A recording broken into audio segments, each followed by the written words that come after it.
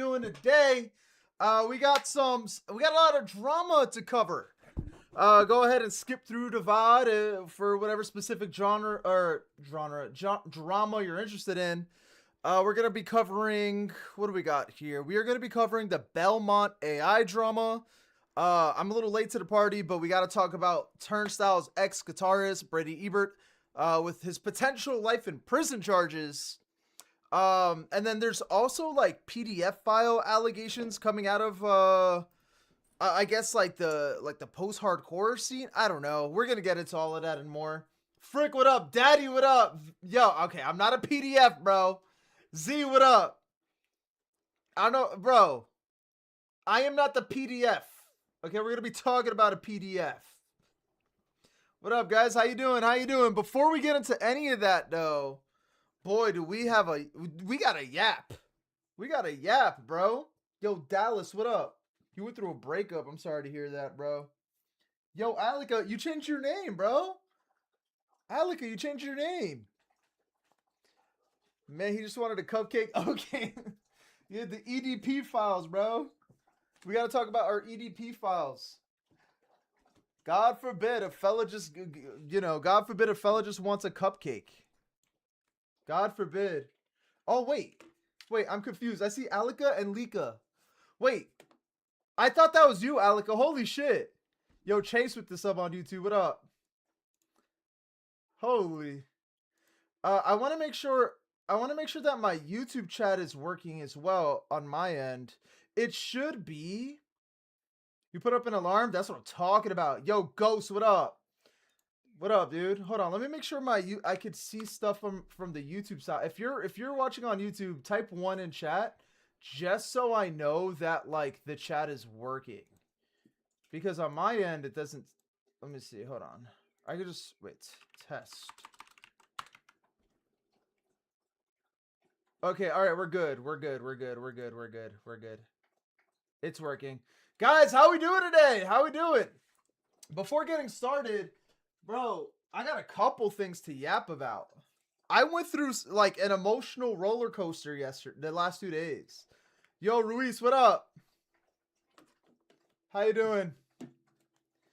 How long how you guys doing? Haven't been able to. It's all good. Yeah, how was your South Korea trip?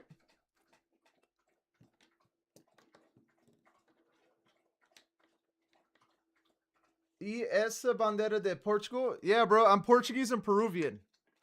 I got my I was thinking about getting a Peruvian flag to put up too, because it like, okay, I noticed in my comments, a lot of people get hyped. Yo, Toasty with the YouTube sub, what up? A lot of people get hyped when they're Portuguese and they see the Portuguese flag. I kind of want to put my Peruvian flag somewhere. First, I got to order one, but I don't know where to put, like, there's like no space. Where do I put a Peruvian flag for people to see? You know what I mean? Oh, shit. All right, so guys, how we doing today? Welcome in, welcome in. We got a bunch of shit to yap about. Who's here, though? What in chat? Who's here? Let me say my hellos. Yo, Jenny. A fuck fella, that's some shit I don't like. Okay. Frick, what up? How you doing? Frick, baby. Put the Peruvian flag just poking out under the Portugal flag? That's not. Ooh, actually, hold on. You might be cooking with that idea.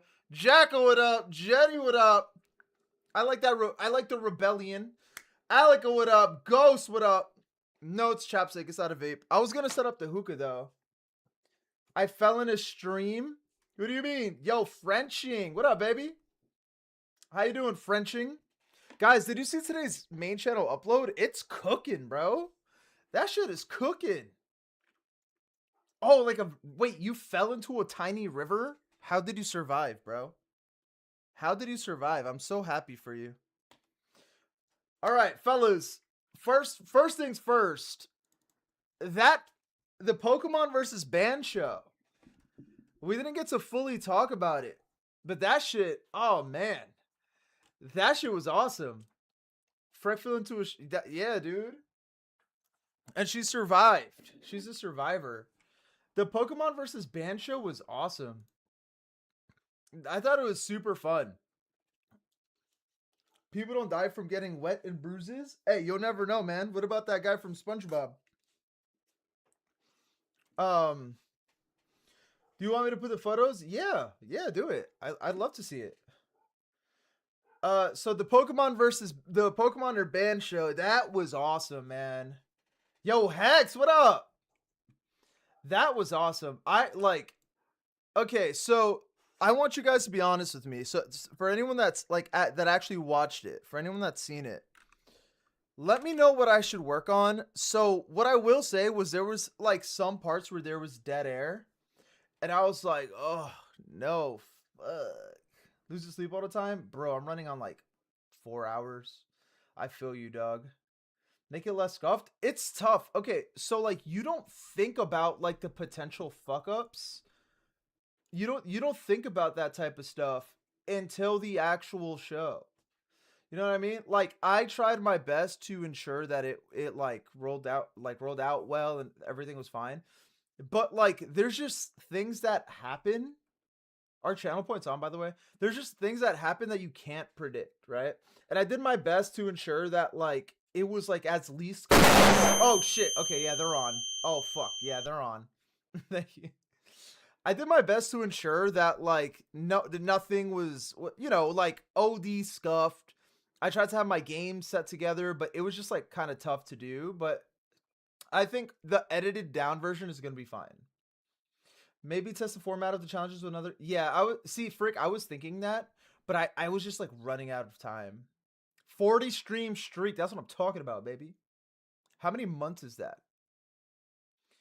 So I was like, yeah, I don't know, like, so there was a lot of effort and a lot of work that went into it, and I think it showed, which is cool, but I just wasn't prepared for the scuffed moments. But yeah, for a video, it's gonna be fine. But I think the actual games were really, really good. I'm very proud of those games. Since January, ooh, you're a real one. Since January, I believe, or since January, what the fuck was I saying? Why did I just read your shit out loud as if it was my own thought? I put some water in here. It's too hot. But I think the actual games were awesome, and I kind of want to make it an annually thing. I I also recommend trolling people on harder questions. That's always makes content. I feel like my questions were a little too hard. You got the pictures up? Fuck yeah, we'll check it out in a bit. You enjoyed it either way? Thanks, man. Yeah, it was definitely super fun. And what else? Yeah, the guys were really cool. I think the cast was great. I think Beyond was fucking funny. Towards the end there, I was like, oh, so Beyond had his number at the end, trying to or not trying. He was like singing his little heart out. And I was like, all right, we kind of got to wrap it up. So I tried to stop him like twice, but it wasn't going. Avery, what up, baby? Oh yeah, who was your favorite? Like in a future show, who'd you guys want to see more of? I got to piss off Beyond. You did? How? Beyond was funny. I loved Beyond. I was like, all right, that's Beyond. Okay, Beyond. All right. And he just kept going. That shit was so funny, dude.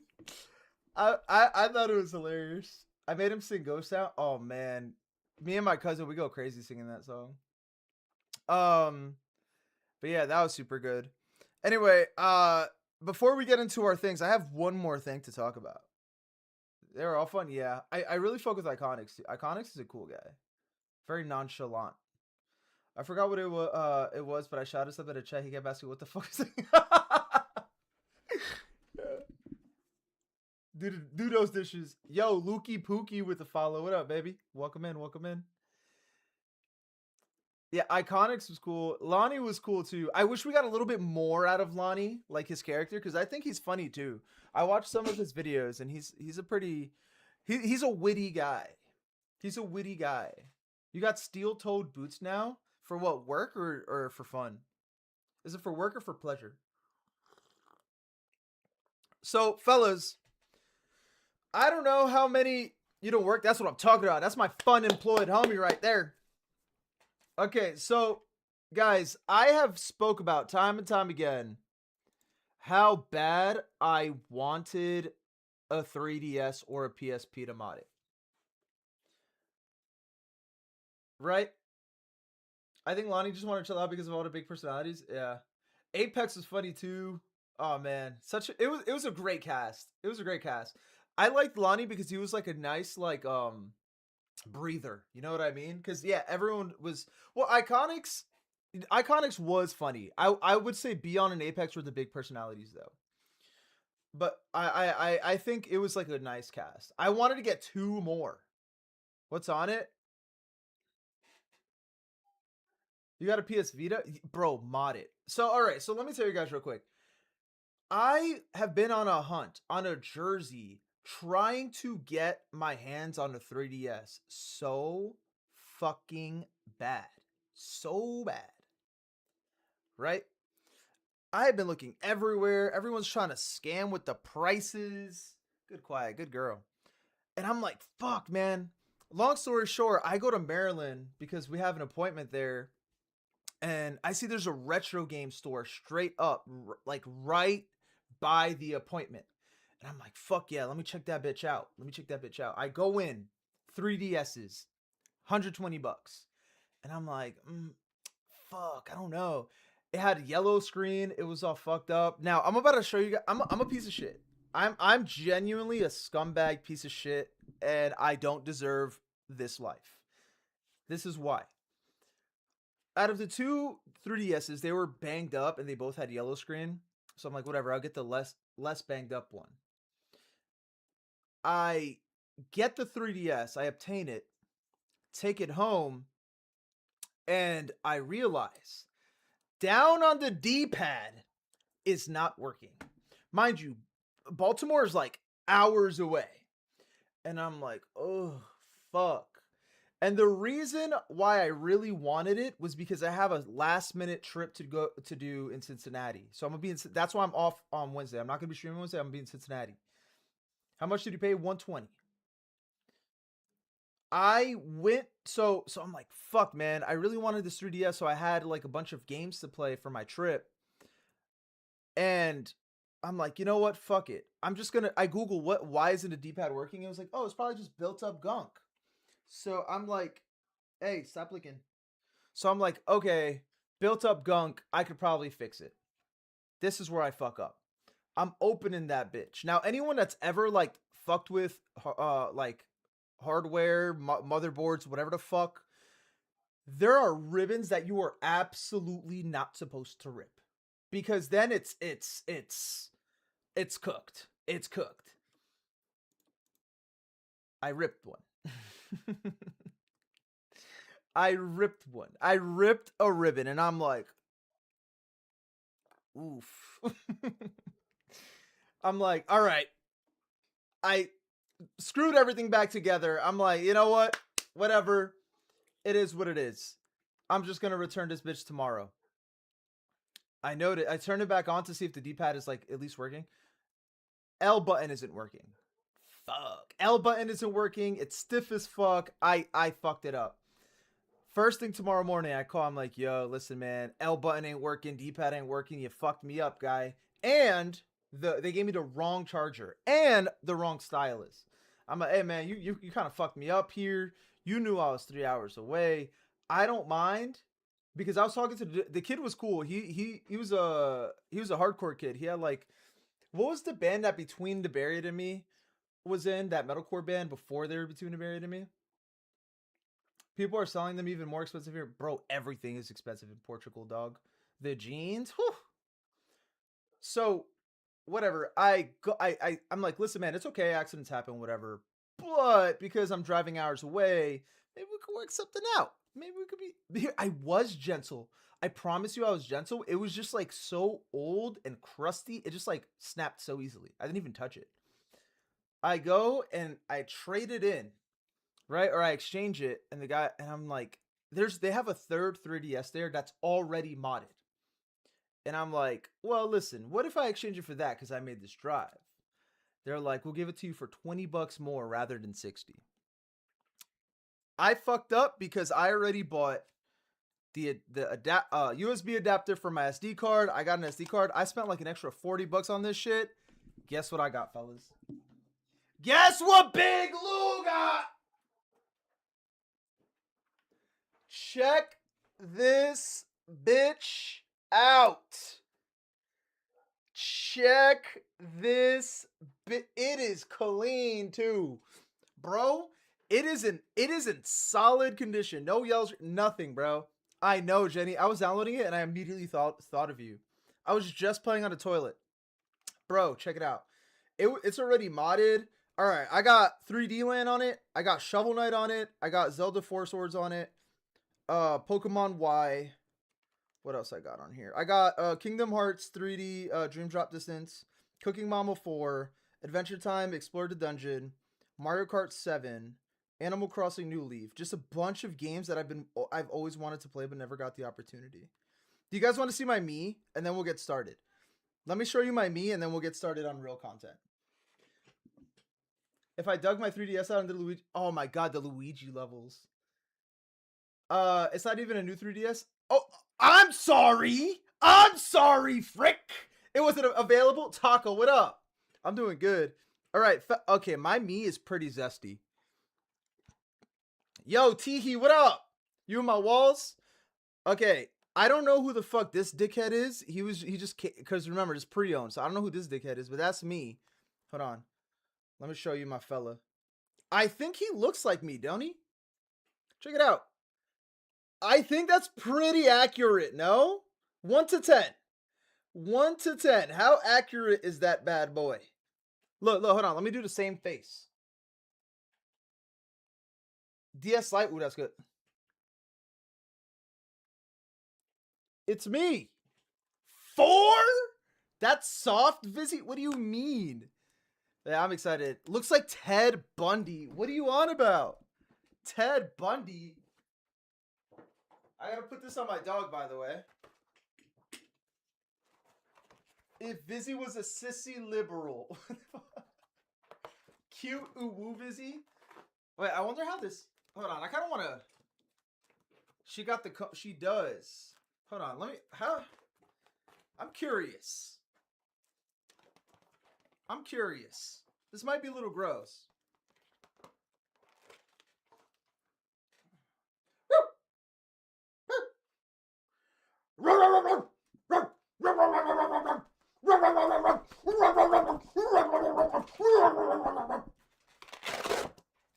I don't know what happened.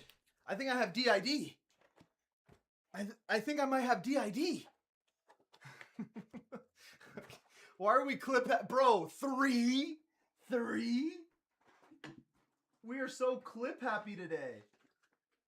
All right, now you got to get away from under the desk. Move. Bro, look at her. Look at her, bro. She's so cute. I think you autism. Okay. I got to drag this body. Look at that thing. Look what just crawled out. But I just dragged out from under the bed, bro. Or under the table. Anyway. Watch out, dog.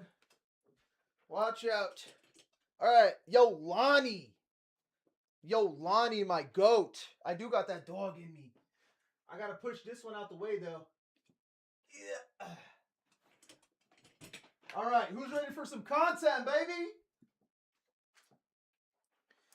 Dude, it is hot. Not you guys catching me listening to Coldplay. Yo, Dylan. I'm not sure. I don't remember the video. Bro, I'm actually sweating. Holy. Do you listen to black metal? No. Sorry, I don't got balls like that. Black metal is for people with, like, the balls. I got no balls. Whew. The Mr. Lon Ranch himself. Yo, Lonnie Lon Ranch? I kind of fuck with that. Yo, Lonnie, are we going to start calling you Lon Ranch? We were just talking about the game show. Now, I want to do a video or getting into black metal, but I haven't done it. Anyway, okay. All right, last thing and then we'll get into content. Guess what? So today's upload, it's cooking. First off, it's cooking. It's at like damn near 10K. Bro, it's about to hit 10K views. Like by the time stream ends, we're going to be well over 10K views. Who's seen it? So this GIF fits perfectly with the song. Bro, I love this GIF. Who made this shit again? Who made this shit? I like, maybe it should be, oh wait, wrong screen. Maybe it should be an emote. I kind of fuck with this GIF, bro. I really fuck with this GIF. You guys watch it? Okay, guess what? Guess what, bro? Frick, you made it? This shit is so, I love this shit. I'm about to make it an emote, bro. I'm about to make it an emote. This is good. What do we call it? It seemed a little baity. What do you mean baity? Like clickbaity? Because the whole premise is how did Ali Sykes get away with it, and it was kind of like a triple entendre. It was like, how did he get away with like the allegations? How did he get away with changing? Oh, bitch! Oh, the camera's wrong. Oh, fuck. Okay, hold on. Okay, I gotta fix the camera. Yo, Apex, what up? It's like, how did he get away with changing his changing the music for so often? How did he get away with relevancy for 20 years, and how did he get away with like the allegations? Why did he put that? No, I was using that. I forgot why. Thank you. Thank you. Oh wait, what's that chat say? Vizzy, I pulled a girl on my birthday. Yo, happy birthday, bro. No, I had that forearm looking huge. Thanks, brother. You know me, go to the gym a little bit. I just put it there to get it out of the way because my dog is always knocking that bitch over. That's why I was there. So yeah, I got an editor. Yo, Carol, what up, baby? Welcome in. How you doing? Welcome back. We missed you, bro. So we got an editor on the team. And I don't know if you guys watch Pete Zen, but me and him share an editor now. I fuck with this guy. I met him at I think I told you guys this already. I met him at the Dance Gavin Dance show.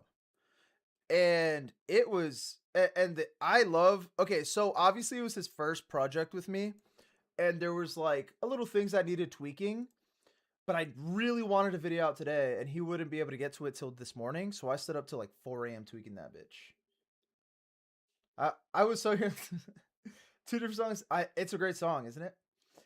So we yeah, we got an editor on the team, and the goal is so I got the next 3 videos planned out. I'm gonna send him 2 of them, and I'm gonna start working on next month's uploads, so we can regularly get 2 uploads a month. And once we have the next few months good, I'm gonna work on shit to get it up to 4 videos a month. Man, was up past unk time? I know, bro. I was grinding. Have you heard Pickup Truck? It's TX2. No, I don't listen to TX2. But yeah, so I'm telling you guys, the next few months we're gonna grow. We're gonna grow, and I'm not talking about I'm not talking about in length. I'm talking about in subs. I'm cooked with the length thing. No, not girth. I'm cooked with that too. All right, let's get into it. We yapped for long enough. TX2 makes music for white people. Okay, Jenny, alternative music in general is like a lot of it is extremely white coded. You like the mug? Thanks. It's a sloth. You fuck with the sloth? Chad, this is your mom. I'm sipping out of your mom, fellas. Apex, good shit on the game show, by the way. We were talking about it. Good shit. It was a good cast. What kind of tea is that? Just a simple little black tea. I needed a little energy. A little energy. All right. Let's talk about. Okay, this is how we're gonna. So we got some serious drama and we have fun drama. And when I say fun drama, I mean just like drama where it's like not all that serious. It's AI shit. You know, we talk about AI somewhat often. AI drama often. Because I like to see the backlash. Like what is the backlash and shit? Oh my god. Holy shit, I'm getting a lot of Instagram follows. That's nice. So we're gonna talk about AI drama. Then we're gonna talk about the Brady Ebert situation, how he's potentially locked up for life, and then we're gonna talk about. Uh, I'm gonna give you guys more deets later, but Z is like my the man on the street. It felt like Z was the man on the street for me. He's like, "Yo, Vizzy, you gotta check this bitch out." And then he sends me all the juice for like this dude getting called out to be a pedophile or something. I didn't, to be honest, I didn't even look into it yet because I've been so busy to pass like fucking 72 hours. So we're gonna explore all that today. But the band is it's a fairly big band. Slam, what up? You had a show? Fuck yeah, who you watching? You can tell me later if you're busy though. Is alt culture racist? There's definitely a big part. Alternative and rock music? Well, yeah. Okay, that obviously, right? Especially like punk and shit. But you okay, Arctic Monkeys, right? Because we were just talking about them earlier. Arctic Monkeys. That is like a very white coated band. You know what I mean? Love your streams. What's up? But I'm broke as hell. It's okay. You're 13. Parents are streams. Okay. Don't be gay. Yeah, that's a rule here too. Just kidding. Yo, Iconics. Wagwan, bro. Wagwan. You got that windbreaker coming your way. You're playing a game? What are you playing? Alright, Arctic Monkeys are hella mid. I mean, I think they're fine. I used to love Arctic Monkeys, but it was like be so for real, bro. Arctic Monkeys got like took over by 2010's Tumblr white girls.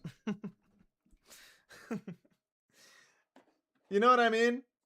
It's not white people music anymore. I haven't listened to them in a long time, but like Arctic, like that whole indie pop, Arctic Monkeys, The Strokes, fucking drawing blanks right now, but all that is like Tumblr white girl. Like I go to Starbucks and do my homework there, and I have a crush on the barista, and I wear like the black choker thing. No, they have good music. I'm just saying that it's like, it's like, okay, K-pop and K-pop fans now were Arctic Monkeys fans in 2010 and do cocaine. Yeah. Yo, Artax, what up? They were they were for a time in 2020 people look past the culture. Wait, who was? Have you played the Freak Circus? No, I haven't. I haven't. I've been playing a lot of Street Fighter Third Strike. All right, let's go over the AI drama first. Shout out cocaine. Just kidding. Never tried it. I'm too pussy. What's a good intro? What's a good intro? Belmont, bouncy pop punk, as they self-describe themselves, are actually about to do a 10-year anniversary tour for one of my favorite EPs of all time called Between You and Me, which is, this is the album cover. Not sure if you've listened to it. If not, I highly encourage. It's a stacked lineup too. Major League, come on, bro. You got, even if you're not a fan of Belmont, you got to go at least for Major League. Spite House, I've heard a handful of songs, but I don't know who All in Your Head is. So maybe stack lineup is an overstatement.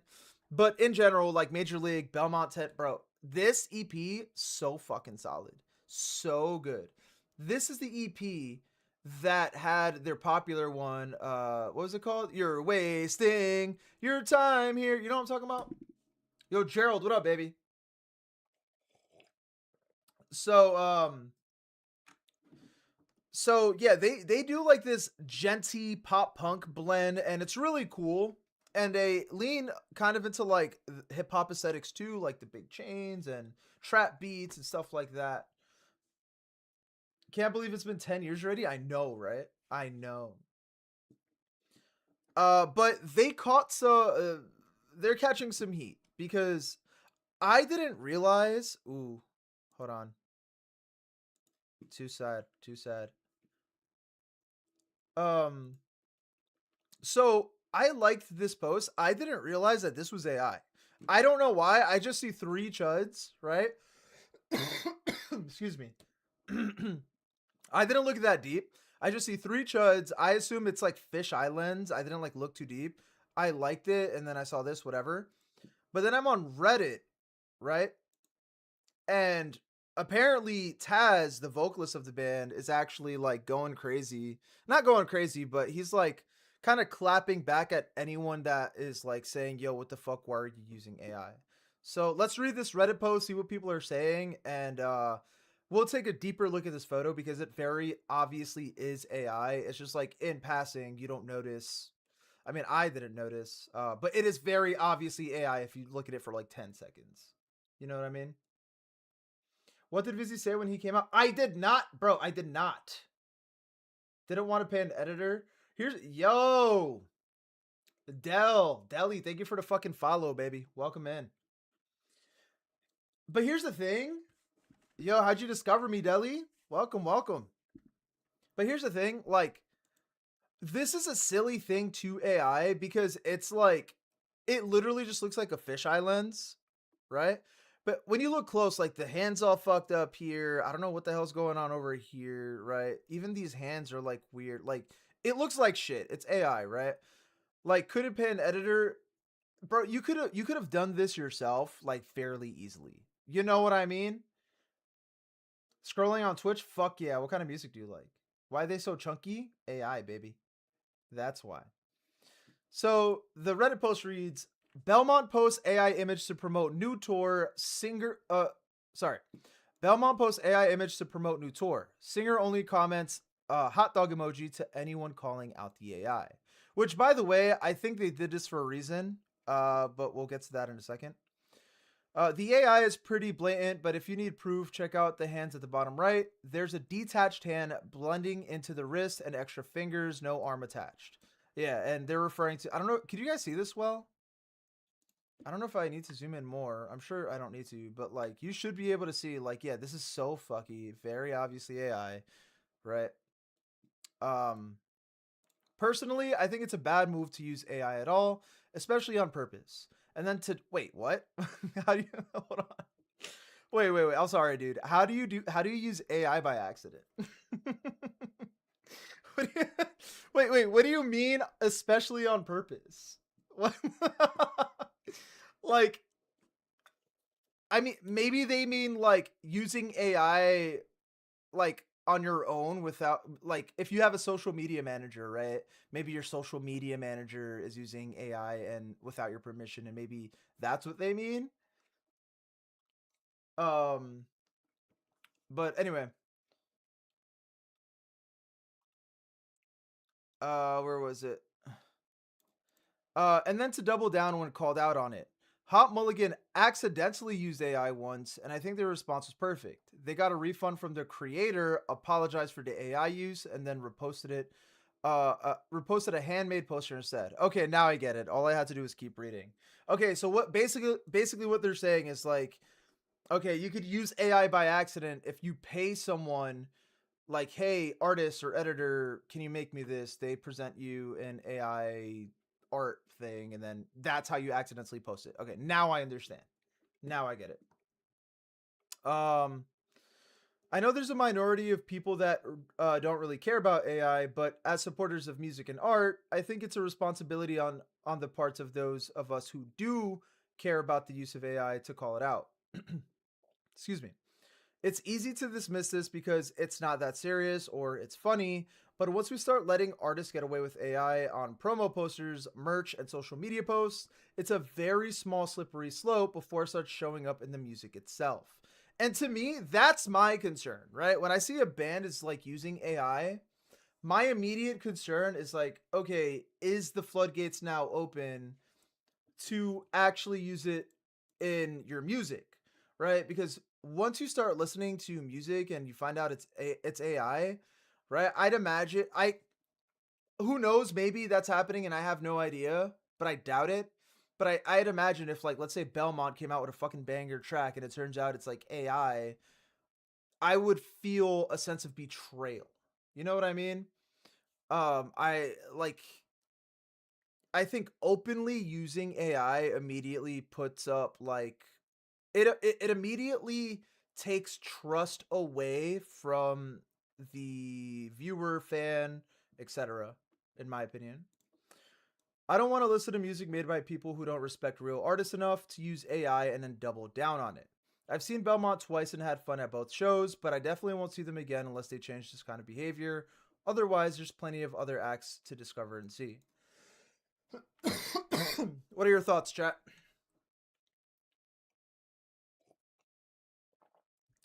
Yeah, I listened to AI music without knowing and I completely forgot the tracks.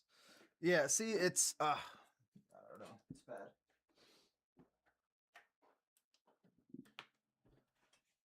I don't see the problem is if they're not trying to fool anyone. It's just a funny poster. See, okay, and here's the thing, right? I feel like lately, especially, people have been a little bit more open to AI usage in like the comedy space. For example, right? Like, there's one guy that his whole thing, it's like, excuse me. Let me see if I can find it. Hold on. I just hella like sucked on the tea bags string. AI red panda. Where is it? Okay, this shit. Okay, okay. Hold on. Let me pause the music for a second. Have you guys seen this guy? Have you guys seen this guy? Let me put the desktop audio on. You heard about a cut water, but right now I got the spicy mango margarita cut.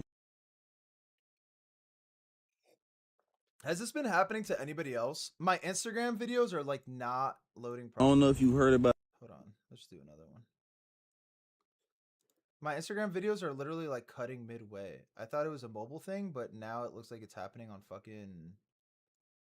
I don't know if you heard about a cut water, but right now I got the spicy mango margarita cut. Okay, well, uh, excuse me. Your videos. Oh, okay. I thought it was just me. I googled it. I googled it, and it says something about clearing your cache. Okay, so all right, it's fine. So basically, the whole thing is he has like this little AI friend. This guy right here. It's a red panda, right? And he's doing like a video call with the red panda, and the red panda's like uh talking to him and basically like, yeah, hit the blunt, my n word, right? And just like saying shit that you would hear your homies say, right? um and I'm bad at like explaining what it is, but basically it's funny, and admittedly it is a funny video. However, it's a weird gray area because it's like, okay, I find it funny. However, it's like, because AI is the main comedic factor, is it bad that I think it's funny? Do you see what I'm saying? Like, I don't. It's weird. AI is start. It feels like if it's funny, you can get. If it's okay. It feels like if the AI video is funny enough, you can get away with it. Is how it feels right now. The heckin' environment is about, yeah, because it's like, like I'm and speaking from like my personal opinion, I'm gonna keep it a buck. I also feel like, yeah, AI is bad, but because everyone is starting to use it, I'm not saying that I'm like in support of AI, right? But I feel like there's, okay, hold on. Let me think before I talk. AI in my mind is starting to become normalized. You know what I mean? And I'm not saying that like, oh, I'm an AI supporter, but I guess now with it being just so flooded, it's starting to feel like it's a point of like, why bother trying to combat it? Everyone is using it. Not to say I'm gonna not combat it, but I'm just saying that like it's starting to feel normalized with me and my feed and all the content getting fed to me, and it's getting so annoying. And there's another factor of it. I'm starting to get fatigued. You know what I mean? Yo, Void, what up? Wait, you can hear the music? Uh oh. I think the VOD is cooked then. It's fine. I don't think the videos necessarily rely on being funny. It's both the person and the little panda. The panda says something stupid and it's funny because it's dumb AI, but the person also makes it funny because they add it with human reactions that are 10 times as funny. Okay. Don't rely on AI to be funny. Yeah. So with all that being said, right? Where was I going with that? I was going somewhere with it. Right. Excuse me. I've been having a bad cough. So damn, I gotta fucking sorry guys. Um I've been feeling like it's being so I guess normalized that I'm starting to feel like AI fatigued, if that makes sense. For example, you can tell when like a YouTube script is like made with AI, and it's starting to feel like damn near every YouTuber is doing that, right? And it's it makes me I'm starting to not like YouTube because of it. Being against AI is kind of like being against child labor. If you want if you want Vizzy, you can look up Dead Internet Theory if you haven't already. I haven't seen it.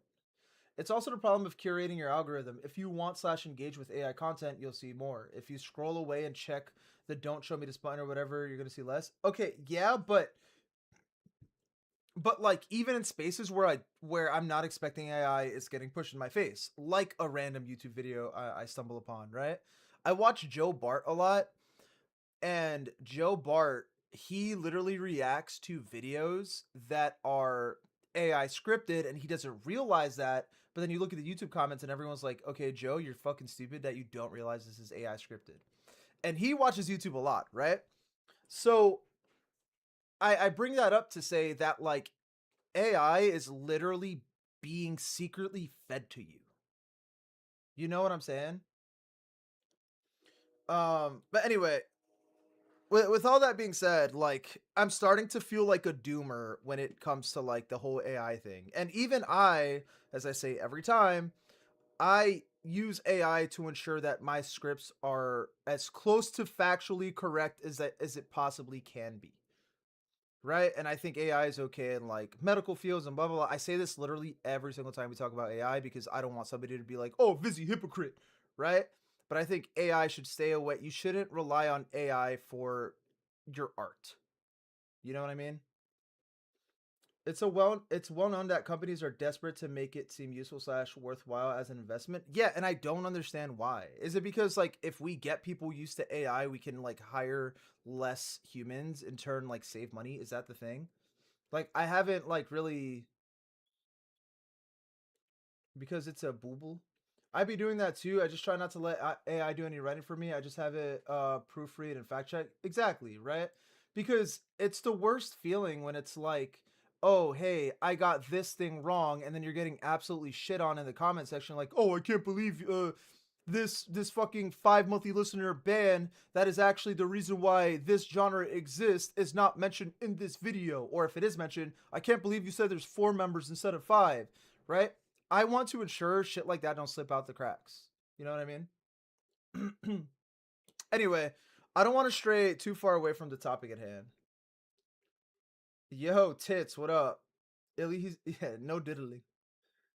So like, what's the drama? Yeah, so yeah, I'm like straying so far away from this shit. But anyway, with all that being said, Belmont doing this whole AI thing, in my mind, it's like it feels like because they're in the music field, it's inappropriate. You know what I mean? And then you got like a dude like me not even realizing it's AI liking this shit. But I'll admit it's funny. I thought it was funny. I liked it and I kept it pushing, right? It is a funny thing.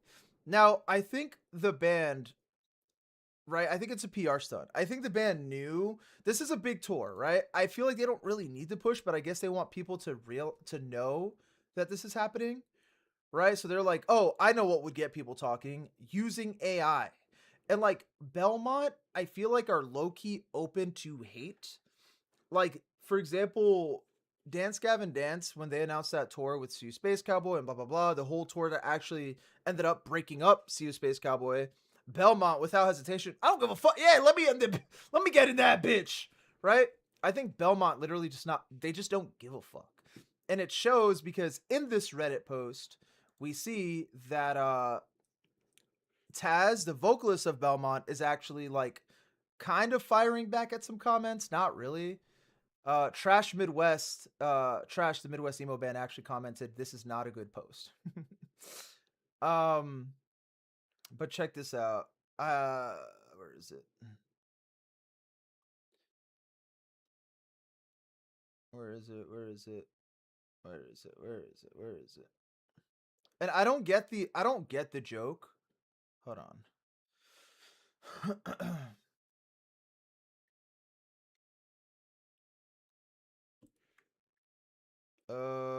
Where is it? Where is it? Where is it? I'm just looking for just one hate comment. I don't know if they're deleting it. I saw a bunch of hate comments earlier. I don't know if they're deleting them.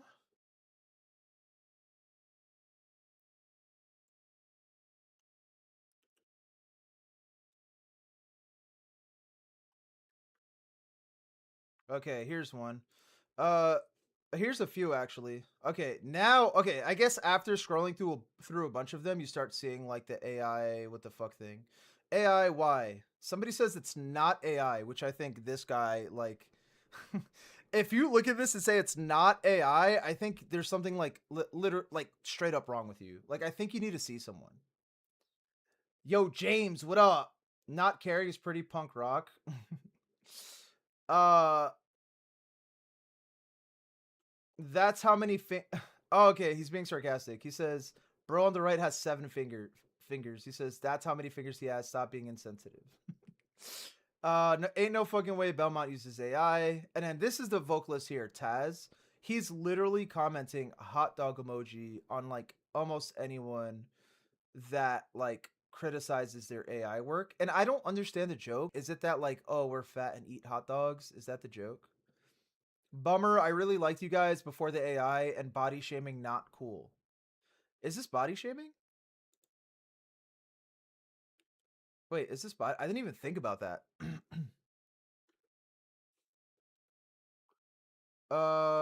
Are they had the joke is Fat Belmont?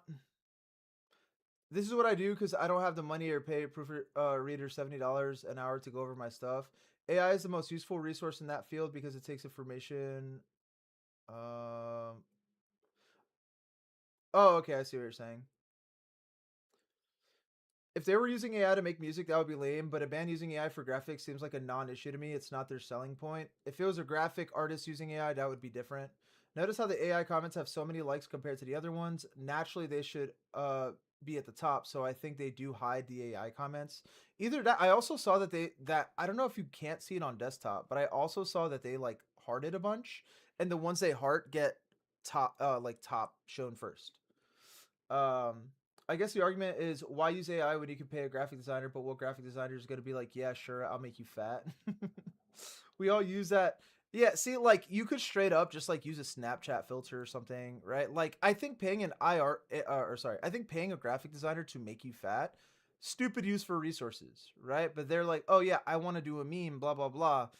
I feel like if your friend from high school did this, you wouldn't bat an eye.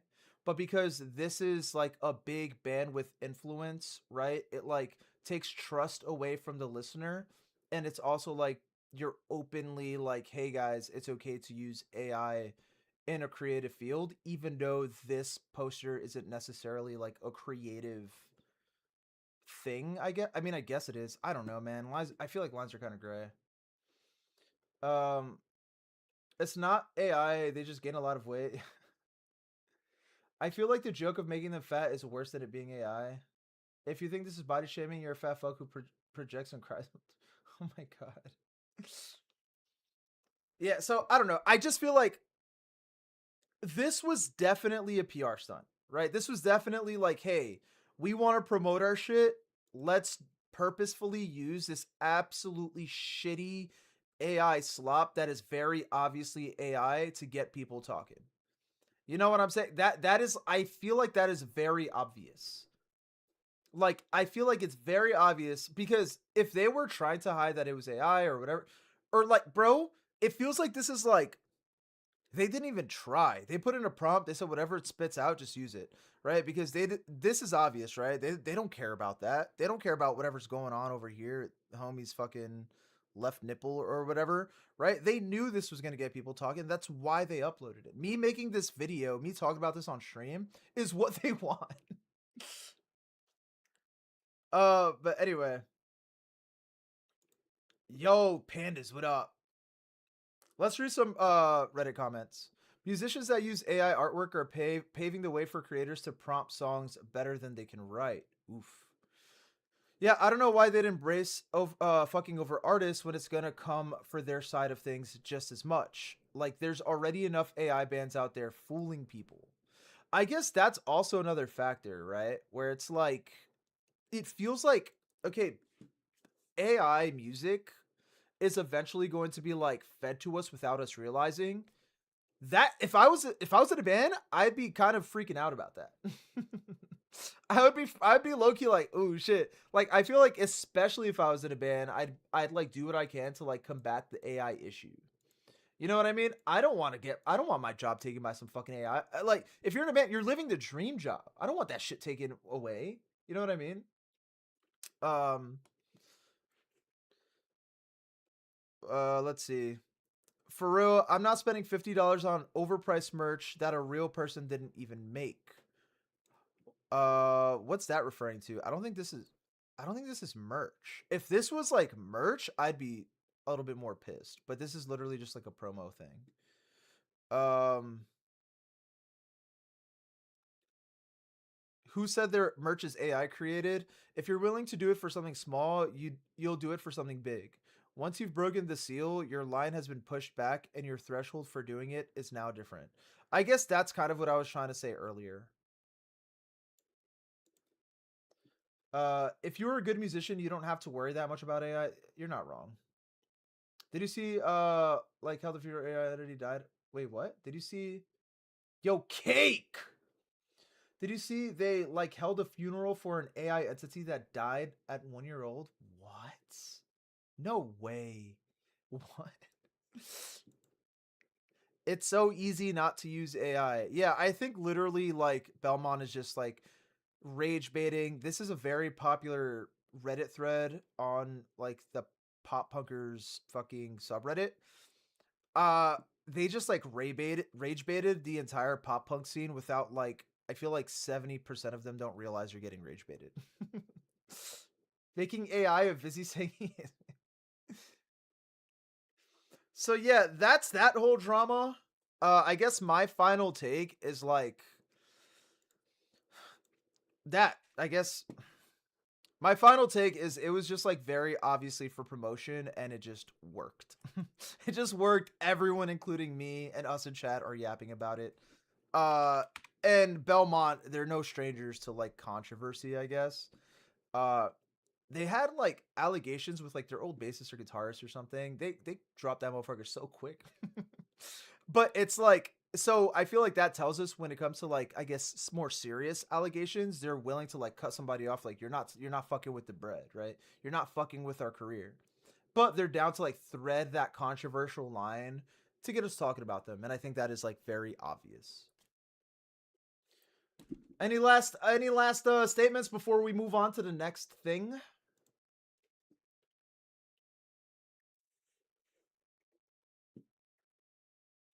Presumably, are you trying to be fucking mean to me right now, Dylan? Are you calling me dumb, Dylan? I generally thought we were friends. Wait, what? How is that fighting words? What are you talking about? I think it does matter a little. Wait, what matters? The use of AI?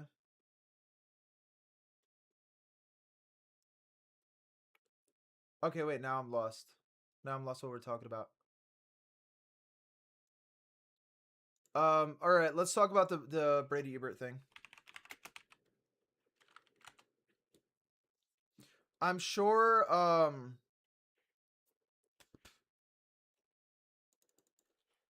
I'm sure this article will catch us up with absolutely everything that's happening.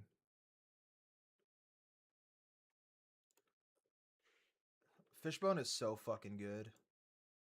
I hope the VOD. I don't know why YouTube hears it. I hope that the Twitch VOD doesn't pick up this audio, because then all the content today is gonna be cooked.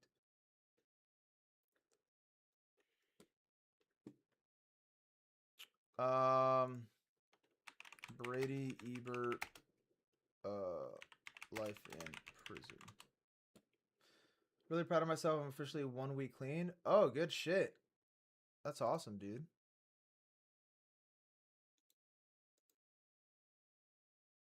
All right, here we go. The media wants you to react to a lot heavier to emptier and emptier nothing burgers. I would agree with that. I would agree with that. I would even say that, like, I don't know. I like to cover shit where there's like a conversation to be had. But if it's like a nothing burger shit, sometimes I'll talk about it on stream, realize it's a nothing burger, and then just like not make a busy VOD video out of it. But I don't really like forcing news, you know. Bottom line, I think Belmont using AI is fucking dumb and lazy.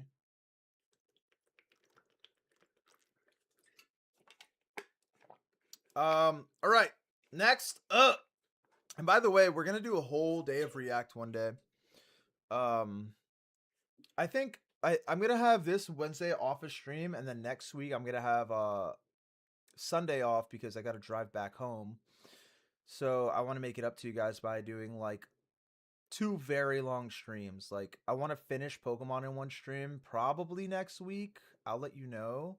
And I want to do another stream where we just react to like a fuckload of videos that I got like in the back burner. All right. I want to like make it up to you guys, and I want to like farm a shitload of like Vizzy VODs content. I want to farm enough Vizzy VODs content where I can start like uploading every day. Excuse me. All right, who's ready for the Brady Ebert situation? The title and thumbnail of this stream. Ex-Turnstile guitarist Brady Ebert facing life in prison following a new charge. So to catch you up, Brady Ebert was one of the founding members of Turnstile, and I'm sure this article is gonna like catch us up. It's actually a pretty small article, but I'm sure it'll like summarize what happened. There's a whole Vizzy Plus video on it. But basically, Brady like accused the band from like stealing from like a charity show they did. He's consistently talking about like talking shit about the band. He got like kicked out of his new band called The Set so quick because of him being problematic. And a lot of people are speculating that like drugs are involved with like the way he's acting. And people point at things like he was like selling his shoes and selling a bunch of random shit on his Instagram stories and stuff like that. So people are like saying, oh yeah, he's probably on drugs. He's like acting like a little nutty because of the drugs, and like so far to the point where Brady actually went to the vocalist's house and attempted to run over his dad with his car. It's pretty fucked. I be hella mean in chat sometimes, but I don't even mean to. That's how I govern my That's definitely a human face if I've ever seen one. Wait, he looks like Cyrax. He does low-key look like Cyrax. Hold on. If y'all don't know who Cyrax is, I gotta show you Cyrax, bro. Cyrax is like, okay, so this is Brady, and this is Cyrax.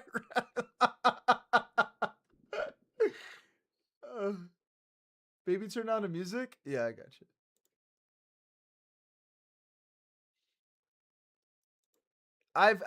And bro, no, this isn't me, bro. I've seen Cyrax's dick, and let me tell you, Cyrax's dick looks exactly how you'd imagine.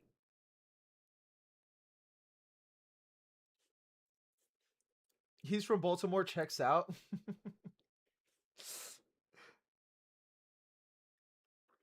Asmongold in 10 years. No, this is Asmongold next week. Asmongold wishes he could grow a beard this full. Why did he look at his dick? Because I heard that like his dick was out there on the internet. And it's like, bro, come on. There's no way Cyrex's meat is floating out there in the web and I'm not gonna curiously check it out. I think I remember it having like bumps on it. I could be mistaken. I could be mistaken. Anyway, Brady Ebert, co-founder and former guitarist of Baltimore rock/hardcore band Turnstile, is now facing a potential life sentence following an upgraded charge of attempted first-degree murder. That's wild. Cyrax literally just shows it to the webcam and he gets mad. Wait, what? No, he doesn't. Does his dick look like a pig in a blanket left in the oven? That's kind of accurate. Oh, that's good. Wait, Cyrax shows his dick to the webcam when he gets mad? That is so, like, how do you get so pissed that I'm like, yeah, I'm gonna, that'll show him. I'm gonna flash my meat. He's using his meat as like a virtual weapon as if he knows it's like a sin to look at. You know what? It's like he knows that like his meat is so fucking vile that it is like more offensive to flash that than like a regular meat. I show meat method. Wasn't that like a Five Nights at Freddy's thing? That shit was so crazy. Anyway, Ebert was arrested in late March after allegedly intentionally driving his car into 79-year-old William Yates. Bro, 79? Are you really trying to hit a 79-year-old man with a fucking car? What mental state do you have to be in? Are you, bro, that is wild. Um, and if you're wondering, allegedly intentionally, they're saying that to cover their own ass, right? Because it's not alleged that he drove his car into William, right? It's alleged that it's intentional. So don't let that fool you. It is confirmed that he did drive his car into the man, but they're saying allegedly intentionally to be safe. So I'm gonna go ahead and say that's the same thing. Allegedly intentionally. Hella syllables. Uh, Driving his car is a 79-year-old William Yates, father of Turnstile vocalist Brendan Yates. The elder Yates was subsequently hospitalized with serious injuries. Yo, Jason, what up? My left ball went up and it went back to place and it feels numb right now. Yo, Jason, bro, Jason, I'm not even kidding when I say this. My nut overnight went up. Kind of like what you said. It went up. It's higher. It went higher. Never came down. Never came down. Like it is currently as we speak. I have my left nut is way higher than my right. Seen Went to the balls doctor, went to the ER when it happened. Everyone is saying I'm fine, but sometimes I feel a little pain and I get nervous about it. Some things I should keep to myself, but it's fine. In front of 13-year-olds, I'm an 18 plus stream. Bro couldn't even kill an old man, El Bozo. Oh my god. Bro, yeah, that's how. Okay, I kind of want to look up. Yo, lover, what up? Thank you for the follow, baby. Actually, no, I was gonna I was gonna do a bit where I look up Brendan's dad and say you couldn't kill this guy or something, but I feel like that's like teetering the line of like, okay, you're taking it too far because this low key it's a serious thing. But yeah, how like how do you? I'm just gonna shut up. I'm just gonna shut up. I'm gonna shut up. I'm gonna shut up. Testicular torsion? You think it's that? I gotta look it up.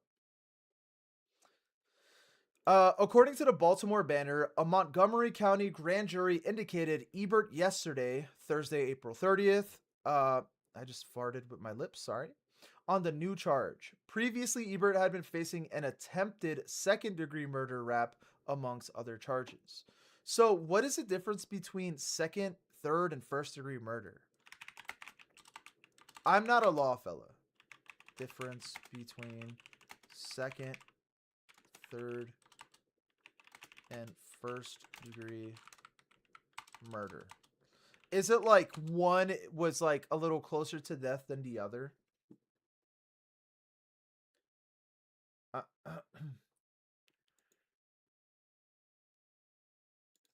let's see. Let's check out this law thing.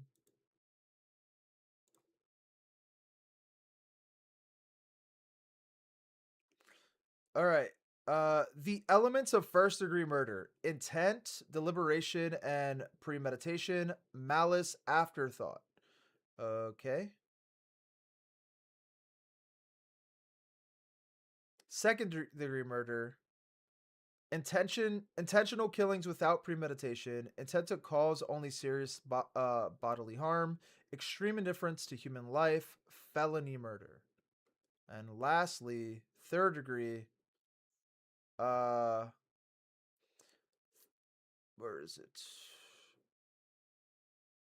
The penalty, or on the face of it, third degree murder and manslaughter are very similar, but the states in which third degree murder can charge can apply differentiate between them in different ways.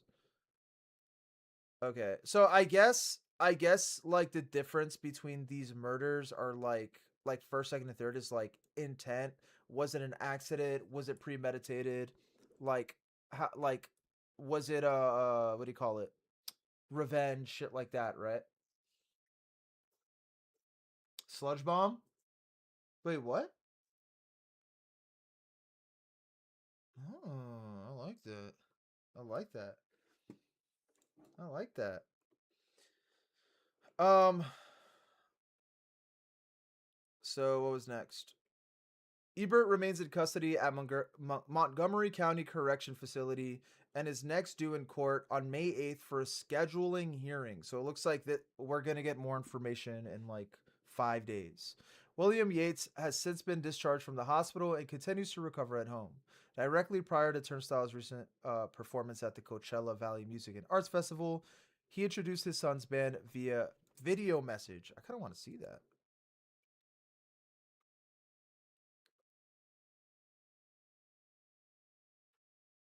Oh, it's privated for whatever reason. So there it is. He might be seeing potential life sentence.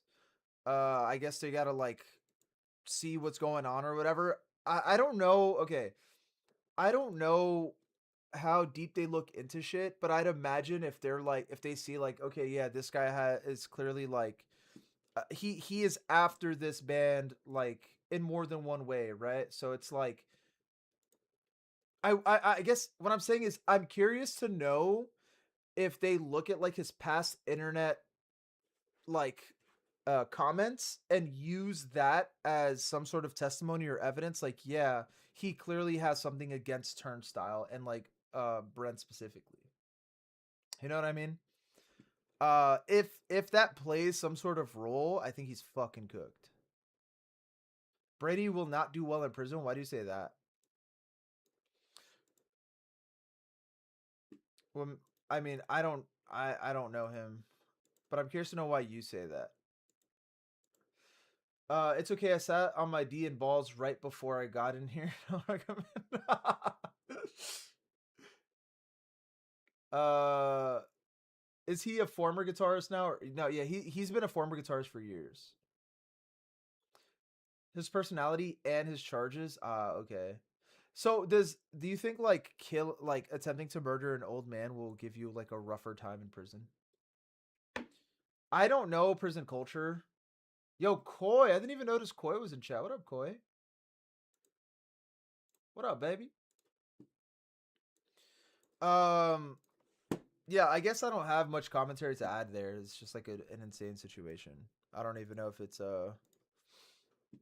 maybe I'll save this bit for May 8th when we get more information to make it like kind of like a supercut. So I don't have to do like 2 Vizzy videos out of it. We could like touch back on this next week and see what like I don't know if we get the results next week or something or what. Koi means testicle in Romanian. Oh god. Violence against innocent people puts you low as fuck in the hierarchy. Really? I didn't know that. I don't know shit about prison cult. I have like very minimal knowledge. All right. Fellas, time to talk about something it's time to talk about a more serious allegation. Not to say trying to murder this dude's dad isn't serious, but apparently there's a PDF file in the streets allegedly, so we're gonna go ahead and look at everything that's been sent to me. Let me open up all these things. You have a bunch of video links. Boom, boom. Found another crucial part. Boom. Okay, I should have all. Oh, whoops.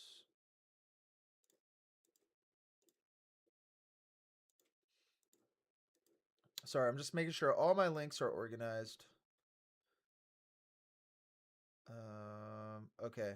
This is going to be a long one, fellas, because I am also going to be, this is my first time reaction to all of this. So we're going to be deep diving together. It is going to be a long one. I am curious to see if these are serious or not or what. So let's find out.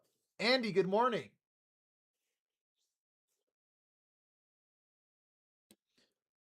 Time for it all? Yeah. All right, let's think of a good intro. First let me sip some water. My dry ass throat. My shit dry. Okay, let me. I think I asked this already. I did. One in chat if you eat a fruit every day, just out of curiosity.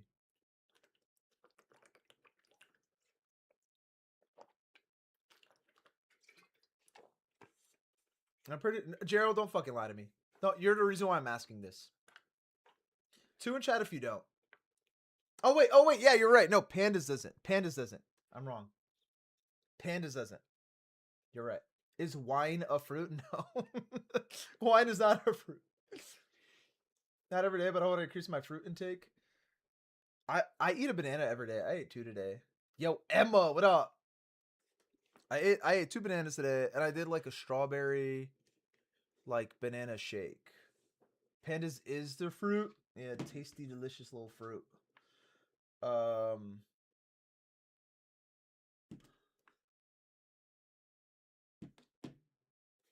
Is vaping underage a fruit? It's fruity. No. There's an exotic fruit store that opened close to me. Oh my god, you should like get a bunch of shit. All right, let's get into it. Guys, sit back and try to relax because things I think are going to get extremely serious now. We got some disturbing shit to yap about.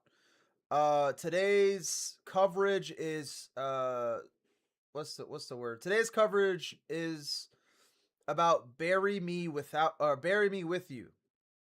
Now, I didn't know who this band was, but apparently I do, because I checked them out after figuring this shit out, and I have a liked song. So they're doing pretty well, 136K monthly listeners. They're like this post-hardcore, kind of like reminiscent of like more of the classic post-hardcore. Like they're very clearly like leaning into the mallcore aesthetic. Like, oh yeah, we're bringing emo back. We're bringing scene back. It's loud? Wait, that was loud? Was that loud?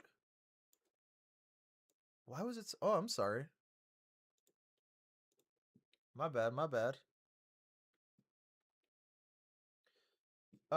They do sound good. Yeah, unfortunately, they are a good band. like this is like some classic like this is some shit you go to Warped Tour to listen to back in like 20 fucking 11. Yo, Essie, what are you yapping about, brother? What the fuck does that mean? What are you casting a spell in this bitch? The fuck does that say? Who's this guy from fucking Hufflepuff? What the hell is that? Evil Latin? Yeah, I know, right? Yeah, we're not gonna keep listening to this band, but yeah, just so you see who we're talking about. Um, Let me put like, do you guys want to control the music? Here, you guys be DJ. I will be pausing when we listen to those. Actually, let's watch those videos first, and then I'll give you guys the DJ link. So yeah, bury me without you has some terrible PDF file allegations. We're gonna watch a few TikToks, read all the evidence.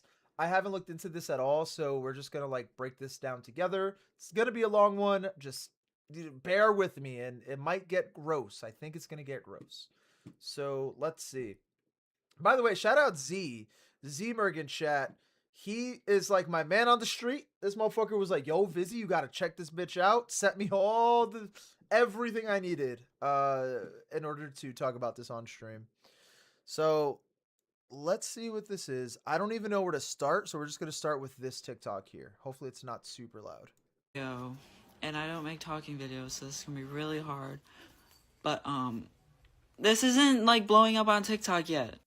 So there has been some allegations against two members in the band.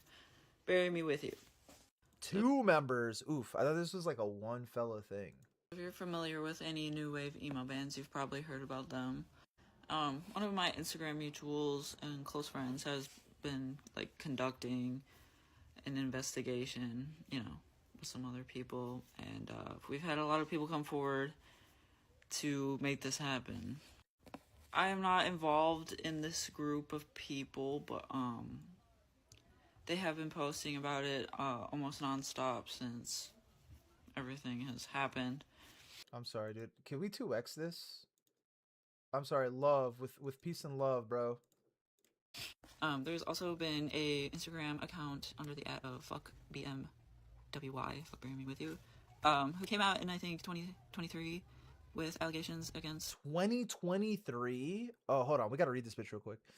Hey guys, please take a few minutes out of your day to read this. It's very important. I would like to spread this around as much as possible, as this man has ruined the past few years of my life, especially the past year.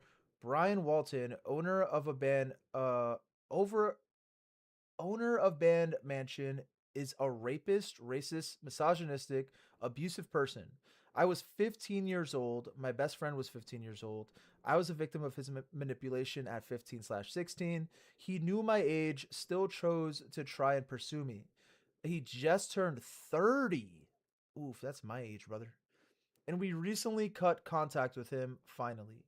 He raped my best friend countless times. He had a relationship with her that dragged along for longer than a year. He hit her, bit her, and left marks on her. He has Nazi memorabilia in his house. Bro, these are big fucking allegations. This is whoa. Including swords, flags, uniforms, and more swastika items. He loves Hitler. He makes okay. I can't read because there's like bubbles. Holy shit! This dude got Gaming for Hope level allegations. the member Brian, which is who this is mainly about. Brian, now hold on. After this came out, let me see. Brian, what was his name? I already forget the fucking band. What were they called? What was that? Who the fuck we talking about? Oh, bury me with you. Uh-oh. Uh-oh, fellas. Uh-oh, fellas. They're playing Warp Tour. Not looking good. Not looking good. Oh, wait. Oh, wait. Sorry. I lied.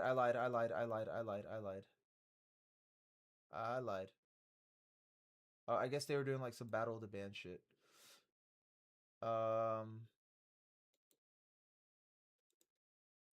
I just want to see if he's still in the band. Let's check out their Instagram. I just wanna see if this guy's still in the band. So this is the band here. Which one is Brian? Mike, is he? Maybe he potentially like deleted his Instagram or something, or archived it or whatever the fuck. Which one is Brian? The blue-haired. No, she's not. No, she's not. They're talking about a fella. That's a lady. Probably one on the far right of the photo. This. Oh wait, hold on. This one here? You think so? What was his name? Whatever. We'll get more into it in a second, I guess. Let's just keep watching.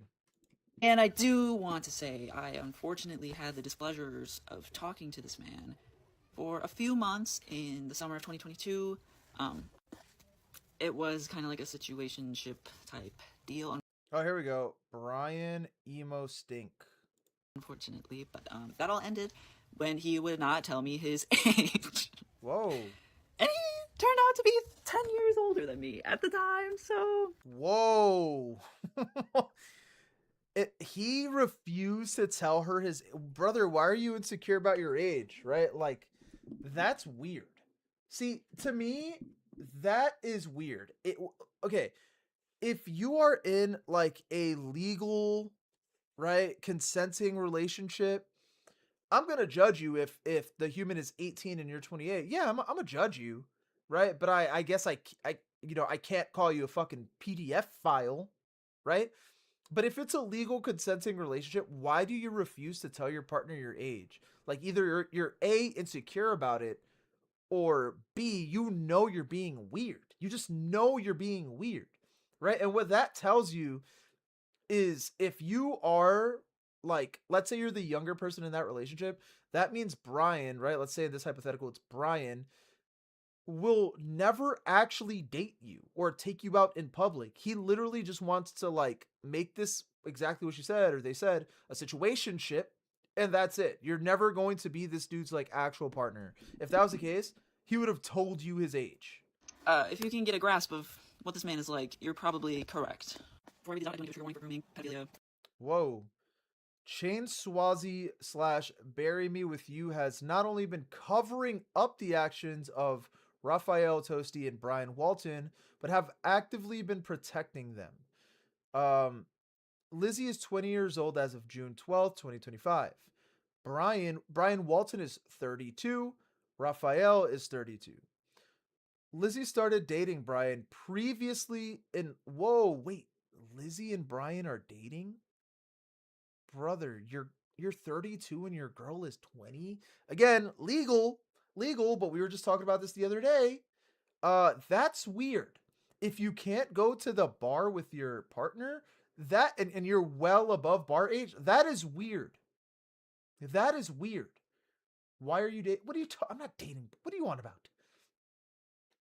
Lizzie started dating Brian previously in Legendary Baseball Card and Deadbeat Nightlife. Okay, so these are people that are, like, very active in the scene. In 2021, when she was only 15, Lizzie has proved that they were not only romantically involved, but sexually, claiming that he groomed and abused her on multiple occasions. She was fresh out of middle school. Lizzie started dating Raphael Toasty, previously of Legendary Baseball Card, after this relationship ended, still being 15 at the time. The following stories will show proof of Lizzie's statements from 2021. Wait, so this Lizzie girl was dating both of these people, okay? Sexual abuse, anything whatsoever remotely close to those things. Basically, Izzy, the singer of Bury Me With You, that's her band. She has been protecting her members, Raphael, who she's currently dating, and Brian, her ex. She's only 20, Brian is 32, and Raphael is also 32. Before Bury Me With You, Brian's also... Wait, so, hold on, this is... Wait, so is this a band of, like, a girl and her... Wait, hold on, let me get this straight. So the band, I could be wrong, but I based off of this information, it's a girl in a band with her boyfriend and her ex-boyfriend. Huh? Update, my right ball that went up finally went down. I'm proud of you, bro. I'm happy. Thank you, bro. I was worried for your ball, so I'm happy for the update. At that age, she wasn't dating these two people. She was groomed. Yeah, this is looking pretty fucking bad, bro. Legendary baseball card with Raphael. That's kind of like their duo project thing. And I believe he also did screens for Dead in Nightlife. He had proved that they were not only romantically involved but sexually. Okay, now she's talking fast. Oh, whoops. He groomed and abused her on multiple occasions. She was fresh out of middle school. Izzy started dating Raphael previously in Legendary Baseball Card, the two of them. After this relationship ended, still being 15. Now is the screenshots. I had to zoom in on each. Oh, fuck. Okay, so what are... This is tough. Zooming in a bit. So I guess this is a picture of her, a drawing. This was when he first made a move on me, March 17th. I don't know why I drew a picture when I was younger. I was a weirdo like that. This is the first time we had sex. Oof. He also did stuff to me in my bed this day. And then, yeah, it's hard to read individual these. one, but you can see. She's admitting everything. I don't know how much clearer it can get, honestly. Here is some more. I do not know the receiver of these chats is, but you can see Izzy's name is up here in these. Oh, it's Izzy. Sorry, it's not Lizzie. When Brian told you to pretend like me and him never dated. Okay, maybe we're gonna see more zoomed in because this is it's tough to read these. If I were to screenshot that tomorrow, it would say 30. Also, any sexual proof was deleted. I believe I sent you a picture of him groping me, but I can't find it. He will literally yell at me not to save anything sexual between him and I, mostly because he has dated a 17-year-old when he was 25. Oh my god. And there was a picture of her sucking his... Whoa! Fuck, dude. This is bad. You should totally tell them he used to like slap me and force me to watch him cheat on me and almost have blank. Well, I was literally in bed with me, him, her, and okay, yeah, this is tough. I was shaking and she was crying. Okay. Yeah, it's just all unloaded on someone I assume she trusts. In this screenshot, she was literally admitted. Okay, so it was like basically grooming us into doing it. Oh, is he saying that he did like a... I don't want to make accusations. He said he'd basically slowly ease into it until we were comfortable with the idea, which was grooming. Help, excuse me. Help, man's really just said the definition of grooming. He used to also beat his ex and slapped her too, I guess. To being groomed, the little definition. And this one, I believe, is his criminal history, his criminal record. Not only is Izzy aware of her dynamic with Brian and Raphael, but not only is Izzy aware of her dynamic with Brian and Raphael, but she is actively aware of multiple victims of Brian. A page called @FuckTheBand released an anonymous statement on October 3rd, 2023, detailing a list of allegations ranging from pedophilia, abuse, incestuous ideology, racism, homophobia, and transphobia. We became aware of this page in October of 2024, but due to lack of evidence provided on the page, we were unable to do much about the matter. We feel inclined to trust the victims of Brian Walton given the information we have, and would feel as if we are doing a disservice to the victims who have gone unheard for so long if we did not at least try and show these allegations. The next story slide will be reposting of aforementioned posts. she's actively aware of multiple victims of Brian. And here's the page, Fuck Marry Me With You. They released an anonymous statement in October 2023. A detailed list of allegations ranging from pedophilia, abuse. It's a band with a girl and two dudes that groomed her. Yeah, that's what I'm picking up off of this. Incestuous ideology, racism, homophobia, and transphobia. You can pause to read any. Involvement with both Raphael and Brian from the ages of 15 and up. Stuff of her has allegedly been sent between the two, including provocative videos, nudes, and other illegal and explicit material. So what I'm confused about is who is she sending this to? And she's basically snitching on her two bandmates who she's currently in a band with. Is this a situation where she's like, yeah, I'm in a band with two guys that groom me, and I'm either like over it, it is what it is, or is it like, damn, we found success and the only way to like continue this success is like bite the bullet and be in this band with these two guys? Like, I'm a little confused on that aspect of like why she's in this project. And is it because like she's afraid to lose what she has built? or like, is it that she? I don't know. I'm still very confused, but we have a lot to read. So, These screenshots. um, involvement with both Raphael and Brian from the ages of 15 and up. Stuff on her has allegedly been said between the two, including, okay, we read that. While there's no proof of these, we believe it is only right to show what we believe is important and appropriate. He really wanted me to be a kid forever. Come on, you know, like little girls, Lana Del Rey. And then he would tell me I look 12 in specific outfit, then proceeded to blank me 3 minutes later. Bro, what? When I was still with him, Raphael bought a bunch of paper plates so I wouldn't have to wash dishes. And when I wasn't there, Brian said he didn't need those and that he can just make me wash them. He'd also like to brag about me sexually to my boyfriend. What the fuck? I can't read that. That's too blurry. One time he literally sent Raphael a video of me running up and down his driveway for the mail in my underwear. And I was like, why do you like send him pictures of me when I'm hardly wearing anything? Everything is just so blurry. Damn it. Sorry, I cut off at the top. Two big takeaways from this: don't send hate to Izzy directly. Don't harass her. She is a victim, but more importantly, we're just trying to spread awareness because Brian is still out there. He's been given yet another platform, and I don't know why. Now I can talk about this bullshit response. Wow! Oh shit, they responded. Oh fuck. Oh fuck, dude. The serious accusations spread against myself and my band members is grossly untrue and exaggerated misinformation. Wait, but you sent somebody all of this. Right? So she's like contradicting herself. I'm assuming this is Izzy posting this. If she literally admitted to all of that to someone through text, she's like the proof we have literally came from the person's mouth, supposedly, right? Because I guess those texts being fake isn't out of the realm of possibility. But yo, Meister, thank you for the follow. We're talking about PDF file allegations from Bury Me With You. So I guess so basically, if those screenshots are true, she's basically like saying like, yeah, I lied. Is that what's happening here?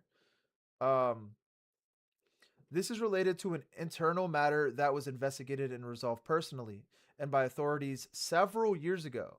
Any so-called quote-unquote evidence we've seen presented is illegitimate, fabricated hearsay, not criminally offensive, or are rumors with no evidence whatsoever. I do not deserve to be harassed, threatened, and doxxed. Contributing in this hateful manner has led to strangers coming to my home and threatening me and my family. I have literally never met 99% of these people. I do not know them. They know nothing about me. I'm not interested in engaging with deranged individuals. We are just a band. Nothing illegal, hateful, or abusive is taking place. We write music and create art to make people happy and will continue to do so for years to come. Thank you. We are already working with authorities and pursuing legal action against the people responsible. I'm going to assume Izzy wrote this, but serious accusations spread against myself and my band members is grossly untrue and exaggerated misinformation. This is related to an internal matter that was investigated and resolved personally and by authorities several years ago. Any so-called evidence we've seen presented is illegitimate, fabricated, hearsay, not criminally offensive, or are rumors with no evidence whatsoever. I'm sorry for laughing. I'm just mad. I do not deserve to be harassed, threatened, and doxxed. Contributing in this hateful manner has led to strangers coming into my home and threatening me and my family. Don't do that. She's a victim, but no one should be doing that. I've literally never met anyone. This is such a unique, like, if everything's true, this is such a unique and weird situation. It is, like, very, very strange. Some of these people, I do not know them. They know nothing about me. I'm not interested in engaging with deranged individuals. We are just a band. Nothing illegal, hateful, or abusive is taking place. We write music and create art to make people happy and will continue to do so for years to come. Thank you. We are already working with authorities and pursuing legal action against the people responsible. My friends and I deem this response as absolute bullshit, obviously. I should also point out that Chainsaw Izzy and I were mutuals for years on TikTok and Instagram. I did unfollow her as soon as these allegations came out, and a few days later, I spoke one too many things about it on my Instagram story, and I was blocked on Chainsaw Izzy's personal account and the band account on Instagram and TikTok. Just the fact, I mean, it's gonna follow you forever. There's allegations, obviously true. There's been many people say the same kinds of stuff, especially about Brian.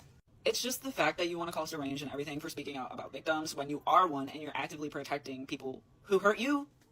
Blocking people who are speaking up about this is just really immature, and it's not going to make it go away. It's just the fact that they were blocking people and that response, it just comes off as super ignorant. Like, you could have taken accountability, and I just baffled. But wait, there's more. Okay, good. Because I was about to like close this video, but there's more. Uh, so I guess they said something again. This is the last time we'll be speaking of this, as Bury Me With You is about music, sorrow, and loss, not sensational drama and controversy. Personal tragedies is ultimately what brought every member of our group together, and all aspects of our band. Excuse me. The songwriting, performances, visual art, videography, etc., reflects the culmination of our unique abilities to transform pain into art for the world to enjoy and or empathize with. Our band isn't new. We've had songs out for over 2 years, played shows, and been around fans countless times.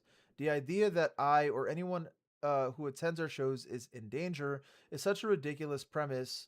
uh, if that were the case, then surely there'd be claims extending past what people project onto themselves or onto myself, or those ones made by the anonymous user spinning any narrative possible to blank. I'm just gonna let y'all read this. I don't think it's relevant at all. It has nothing to do with anything that's being said.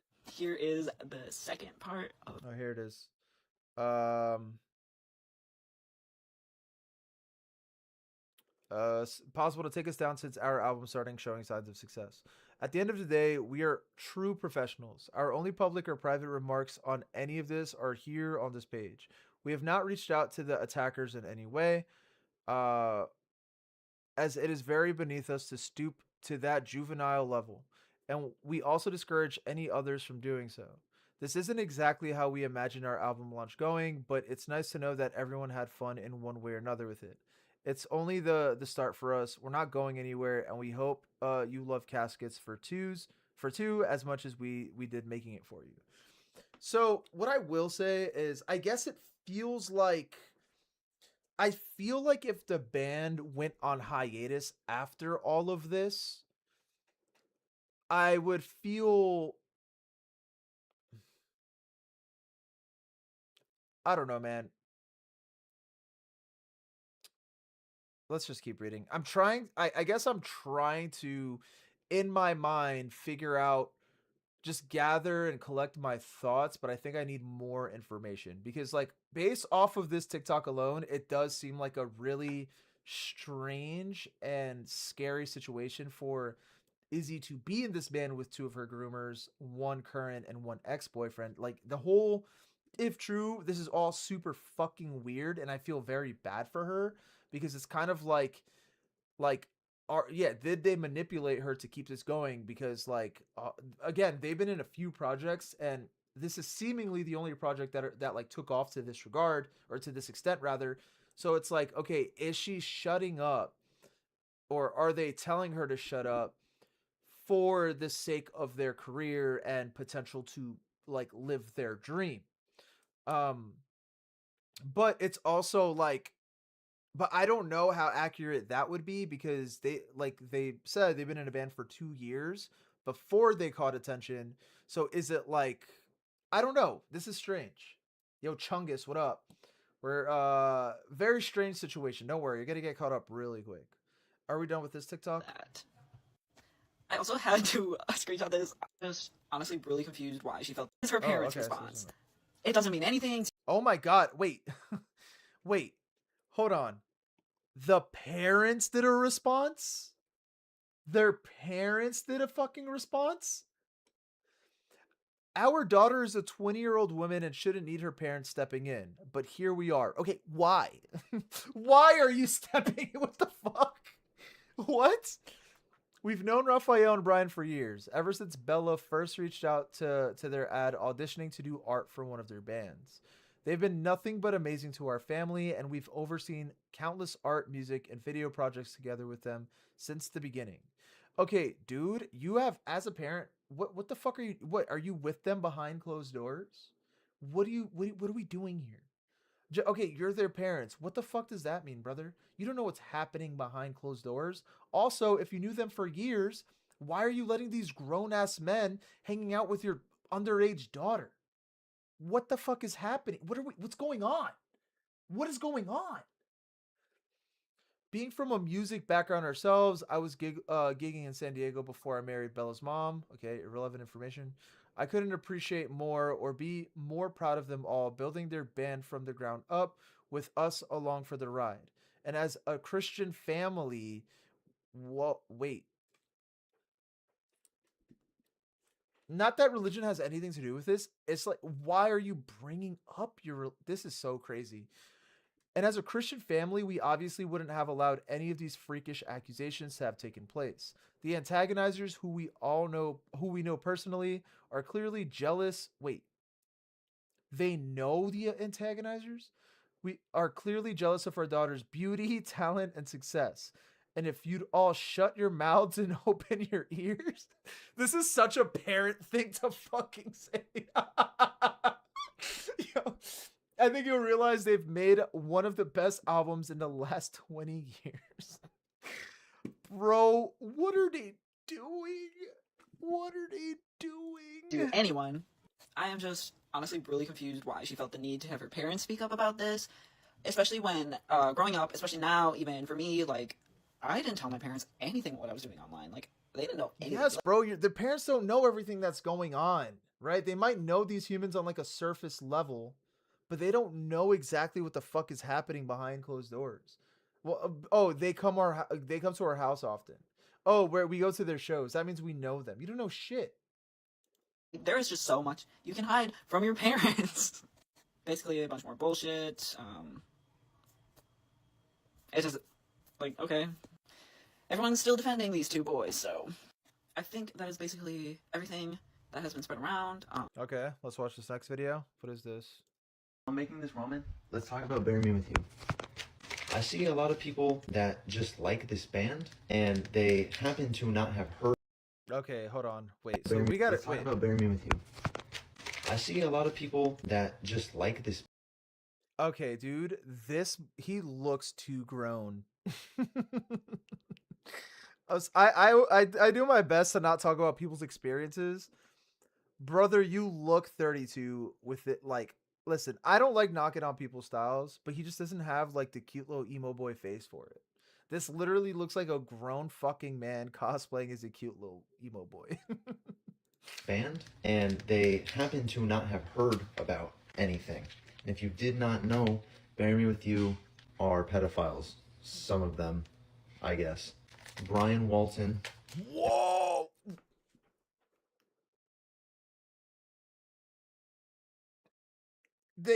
This was the Nazi allegation. Bro? Bro? This is bad. This is bad. And Rafa, who are the drummer and the bassist of. Thank you for sharing. Sadly, Raphael is my ex-brother-in-law, and I can confirm that he divorced my sister in order to openly pursue a relationship with their, at the time, underage lead singer, Izzy.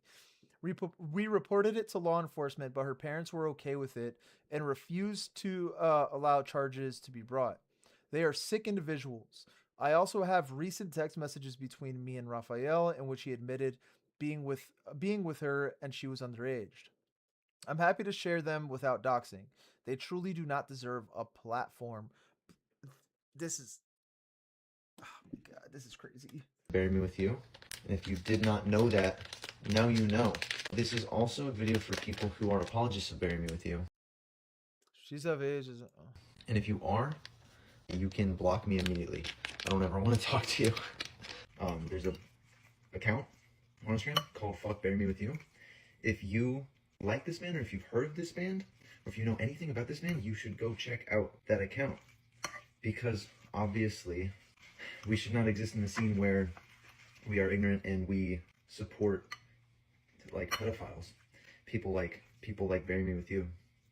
That's kind of the thing, is that like people who know about what has happened, what's going on with this band, and they are still in support or, you know, anything like that for some reason, like the evidence is just nearly irrefutable. I mean, it is really like all over the internet. You can find it so easily, and there's so much of it. That's just like my final statement. Fuck Bury Me With You. If you like them and you're smart enough to go educate yourself, then go do that. And if you're like a bury me with you apologist, just like block me or like out yourself in the comments. Honestly, that shit. Okay, this is fucking wild. This is wild, bro. This is wild. Okay, this we read. Now, what is this? Now, this is the page everyone was talking about. Fuck buried me with you. It looks like they have a fuckload of evidence here. Okay, so now we know. Okay, so this is Izzy. I don't know which one is Brian and which one is Raphael and who the third human is. I don't think this guy. Wait, is this Brian? Just kidding. It was an older person joke. So yeah, this is the Instagram page that we're talking about. Wait, what is this? Hold on. Oh, okay. So this was that initial post that we couldn't read the rest of. This where we discovered his Nazi memorabilia. Here, let me put music. Hold on.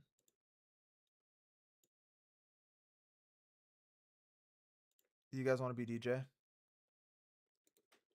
Dude, I've been fucking with Death Lens. Have you guys been listening? Do you guys know who Death Lens is? They have a song with Military Gun, and that's how I discovered them because they did like the promotion thing on Instagram. They're so good. They are so like these. They're the shit, bro. These guys are good. What song was it? I forgot which song it was that had. Here it is. Oh my god, listen to this bitch, bro. Listen to this bitch. Here, you guys could be DJ.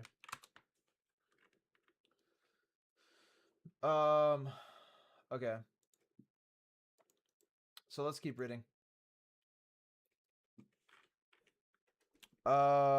He makes jokes about being a pedophile. This is in reference to Brian, I believe. Yeah, Brian.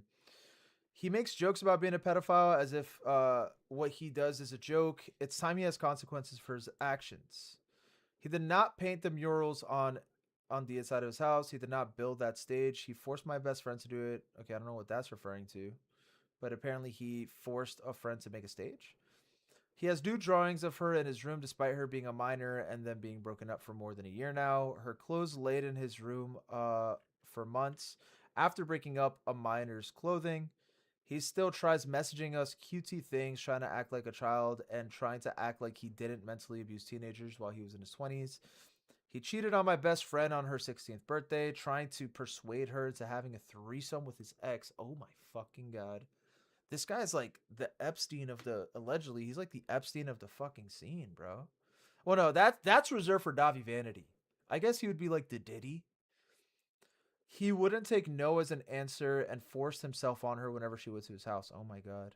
He spit on her in front of my face and grabbed my head suggestively, pushed it down while he was on stage, made her clean and cook everything for him while she was 15, 16 years old. Made inappropriate comments about my body whenever he saw me. Said things like, I would still date you if you were in school. What the fuck? I would pick you up from school.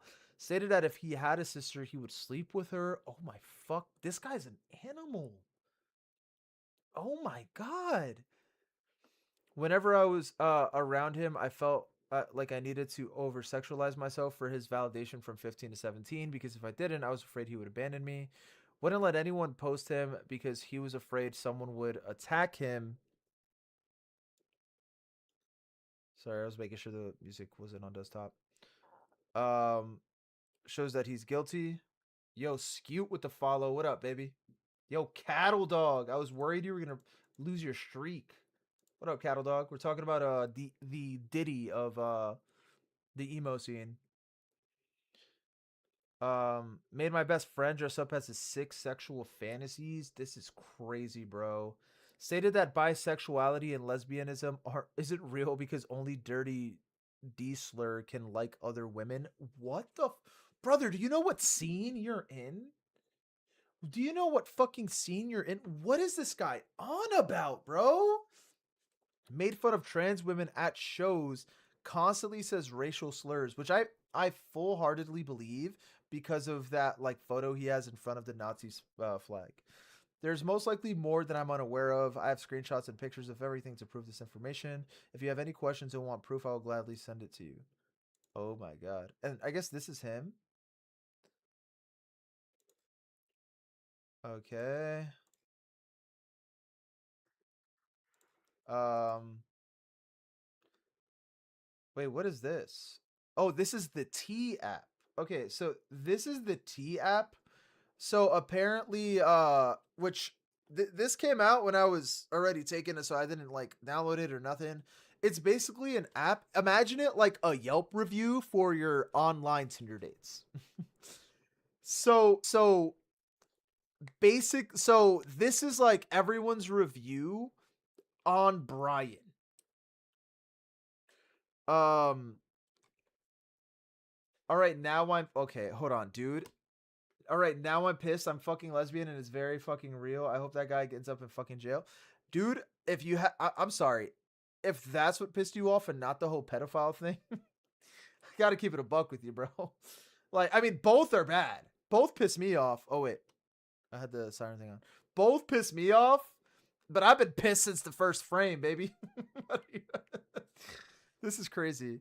Yeah, okay. Cattle Dog and Scoot. To catch you up, there is a band that there's a woman in this band with her two groomers, one being her current boyfriend and one being her ex. Now I'm even more pissed. Oh, your family says that shit? Ugh, that's so annoying, bro. Pedophile, rapist, violent, dresses and acts 15 to meet underage girl's parents, lives in Bonita, California, travels in van. I'm so sorry for your friend had to experience that. I would suggest to her. Wait, I don't understand this. This was 175 days ago, by the way. So this is like, so this was way before all of this came out, right? This was 175 days ago from the time this was like this photo was taken. Who knows the time between this upload, which was 28 weeks ago, and when this photo was taken? You see what I'm saying? So like basically what I'm implying is it's not like this guy's getting review bombed, right? This is like a natural thing. This guy isn't getting review bombed because this has happened before. Like these are reviews before everything. What band is this? Bury Me With You.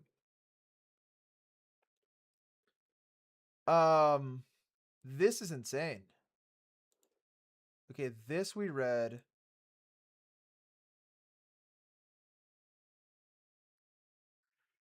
Okay, so this is the response. Okay, so we read this response from Bury Me With You. I guess this page is responding to that response.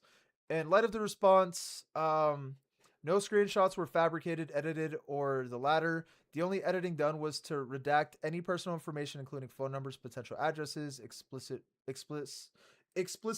wording, and anything that would not hold up in a court of law. Everything has been reviewed by attorneys. Whoa. We, the people working on this directly, have not harassed docs or sent threats to any member of the band or their families. We have stated we do not wish this upon them. If you have done so, you are part of the problem. Grooming is a crime. Pedophilia is a crime. You are denying the crime two of your bandmates have committed to save face. However, we do not wish harm upon Bury Me With You. We want to spread awareness as to what two members of the band have done and continue to endorse. Thank you. I'll tell you what, fellas. There's something this statement said that I disagree with. That being the whole harm thing. I'm not saying go attack the guys, but I feel like they need to get beat the fuck up. Is that bad to say? Like, I don't think that's a hot take to say. I think like the dudes got to get beat the fuck up. You know, I don't think that's like a hot. I don't think that's like that crazy to say. And what was this? We only got a few things more here. It's okay for press to catch fades. That's what I'm saying. I think it's okay for press to catch the E-chair. Yo, Sonic, what up? Legally? Yeah, that's true. Legally. Allegedly, they should get beat up. Thank you, Sonic. Sonic, you're hired. You're the lawyer. You're my new lawyer. Oh man. Okay, we only have a few screenshots left. I know it's been a long ride. We're releasing this statement in light of the recent legal threats we've received regarding the posts and evidence we shared. We want to be clear that we stand by the information and accounts presented. They were shared in good faith, supported by documentation, and already provided to law enforcement. Our intent has never been to defame or harm anyone, but to raise awareness about serious allegations involving potential abuse and misconduct within this community. That said, we understand that some of our language may have been interpreted as statements of proven guilt. To clarify, our posts reference allegations and first-hand accounts that are part of ongoing discussions and investigations, not final legal judgments. We are not the court, and we have no power to convict anyone, but we do have the right to speak on verified experiences and patterns of harm. We are issuing... Oh, wait. Sorry, I had a hair. We are issuing this clarification because of the legal pressure being applied, not because we are backtracking or retracting what was said. We stand by survivors by truth and by the right to speak out against abuse. Every statement made was done so carefully, responsibly, and with the protection of those affected in mind. We again condemn all harassments, threats, or doxing directed at any party involved. Our purpose remains to protect, inform, and advocate, never to cause harm. We encourage anyone with relevant information to continue cooperating with law enforcement rather than engaging in online harassment or speculation. Thank you to those that are supporting. Damn, dude. Okay, so I'm very I'm very convinced so far. The reason for that is because if you have the law coming at you, right? If you got the fucking law coming at you and you're like battling this in like a legal setting and you're not backing down, that says a lot, right? They could have easily took everything down and not fought the thing and be like, yeah, we bullshit it, whatever. They're actively battling this. I am very inclined to believe that this is all true. It's all alleged, but I'm inclined to believe that it's true. Yo, Kevin, what up? We need to set up an EDP watch. Word up.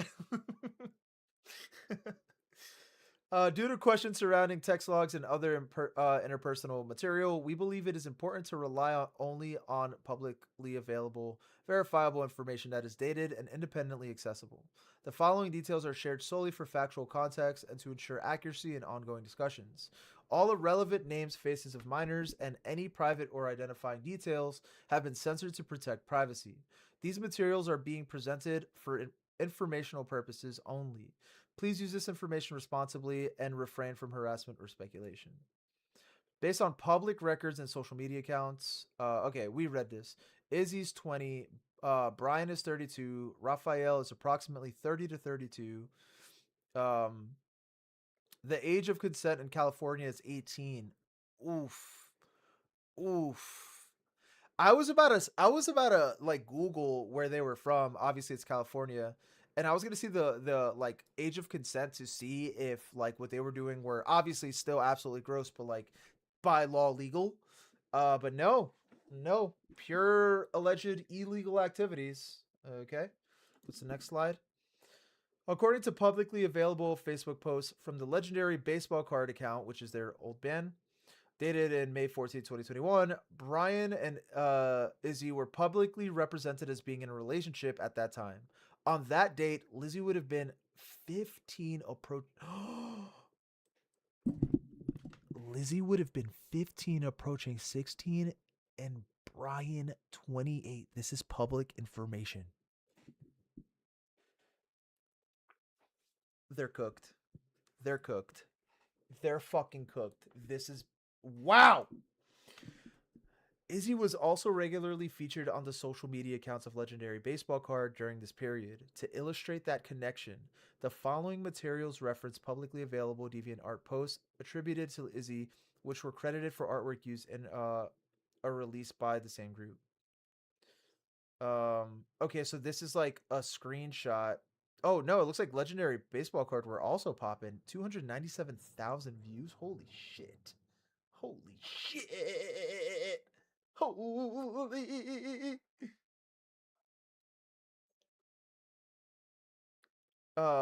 This is bad. This is bad. Special thanks to Blank for playing the girl to Izzy for the amazing album art. So basically the implication here is like Izzy was definitely involved in Legendary Baseball Card. Similarly, public Facebook post dated May 27, 2022 show Izzy and Raphael in a romantic context at that time. She was 16, approaching 17, while Raphael was approximately 27 to 29. And they got it public on Facebook! They got it public on Facebook! Oh my fucking god. We reiterate this information is drawn only from public sources. Okay. Oh my fucking god. Oh my, they're doing the Lord's work here, bro. They're doing the Lord's fucking work, bro. This is crazy. This is crazy. Okay, there's only two more. Redacted for privacy. I want to write this for anyone finding these posts and are afraid. Brian and I dated when I was still in high school. It was my freshman year, 2019, and I was 17 years old. Trust me, and these women, girls at the time, he constantly commented on my weight, how I should lose weight, and how he would have me walk. One time I refused to run a mile and he kicked dirt on me, then ran away. I cried too loud in an argument once that he put one hand on my throat and the other on my mouth, told me to be quiet or his roommate would hear. He's simply not a great guy in many ways, but I know for a fact my story isn't the only one, nor may it be the worst. Something needs to be done before more girls are traumatized for life, taken advantage of, and abused. And then the final post. I met Brian on Tinder about a year ago when I was 19, and the first time we met up, he was rambling in a car and said some people's souls stay young forever instead of aging. We hooked up a few times, and he called me little girl a lot when we had sex. Oh my god. I never brought up liking that. He just started doing it. I thought it was creepy. It makes me sick knowing now what he's allegedly done. I 100% believe the allegations. He also filmed me while having sex without asking me first. Okay, that is so fucking creepy to me. Brother, you're lucky to even get played. What the hell are you doing? What are you doing? Secretly filming sex is like one of the, like, I don't understand that. Why? Why not just ask? Why are you betraying this fucking trust? That to me, like, secretly getting dome or secretly fuck or secretly fuck like that. That to me just shows so many levels of like the type of fucking human you are. That pisses me off. That pisses me. I hate that shit. This part isn't important, but he once showed me a storyboard for Bury Me With You music video, and it was fully AI clips he generated and clipped together. I wouldn't be surprised if they use AI for the actual music. Fucking posers. Wow. That's everything Z sent me. That was a lot of information. I am very inclined to believe that the band is full of fucking weirdos. I'm inclined to believe that whatever's happening behind closed doors are extremely dark. I'm inclined to believe these allegations. Everything is alleged, but I am inclined to believe them. I think they are literally the Diddy of the scene. And I genuinely hope none of them, and I'm sorry, including the victim, right? Supposedly, if all this is true, I hope none of them have a career after this. I hope none of them bounce back. I hope all of them get fucking arrested, right? And like the victim, look, I feel bad because she could be manipulated into all of this, but like she's allegedly protecting extremely disgusting people. And this is like literally one of the worst stories I've heard in a very long time coming out of the scene. Like this is literally like some gut-wrenching shit that we just read. It's a trap a lot of victims fall into. See, so then maybe I'm saying that out of ignorance. And I feel so bad for her being a victim in all of this. But it's like you gotta try. I don't know. I guess it's ignorant to say you gotta try to break through it and call them out, because it's a complicated thing, right? If you're a victim and you're brainwashed, I understand. But like the parents, her trying to get the parents involved, and her like publicly saying that everything is fine. I don't know, man. It's a weird thing.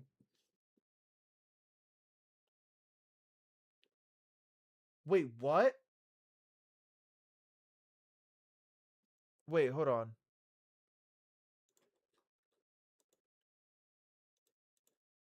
Wait, can you screenshot that for me, Z? Because I don't see it here. Oh wait, hold on. Oh wait. Wait, we're not done. Today, my daughter fought for women in the San Diego music scene and won. Whoa, what? Today we won. Today we put the protection of predators in the hands of the court and succeeded. From now on, we will be moving away from talking about the band because our point already came across. If anyone has any questions, feel free to DM me. To answer people's questions, no one has been arrested. We won an RO case, not a criminal yet. Criminal cases are a lot more involved and take a lot longer than a few months. We just wanted to clarify. This was a week ago. Oh my God, this was a week ago. Oh my God, this is a week ago. Oh my God. Fellas, that's a fucking W. That's a fucking W. This is huge. I hope Izzy can see past the blinders. That's really well said. Not being arrested is not a defense. What do you mean? Oh, you're saying, okay, I see what you're saying. The police department is a failure. Well, I guess what they're saying is like they're based off of that, they're working on the criminal side of things to hopefully get that sorted out and hopefully arrests do happen. Yeah, major W, not enough, but straight up. Hold on. Let me look up this band.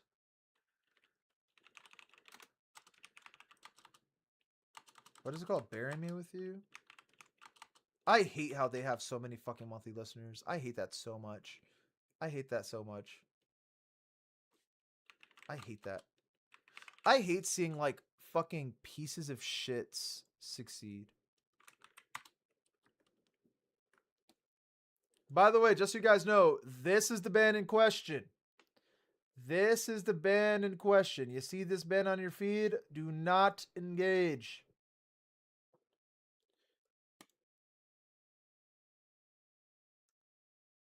None of them are, none of the comments are saying anything about it.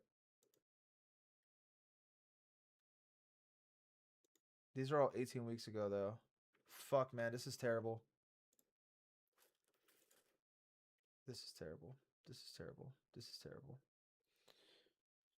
Any closing questions? Let me see if my girl's home. I don't know if she's home yet. If she's not home, we can react to a video. Because I want to spend time with her before I go to Cincy. You won't find anyone talking about it? Probably. I wouldn't be surprised if they delete comments. I just realized I was unfollowed and blocked. That's what I'm saying, baby. That's what I'm saying. Hold on, she's replying.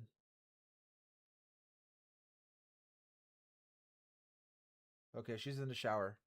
All right, you guys want to watch a video?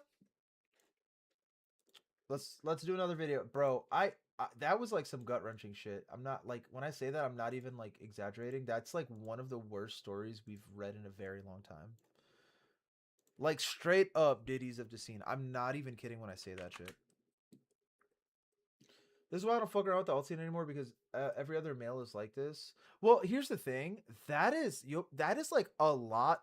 That isn't like every scene, Jenny. Like their mixes are hilariously bad. Is it?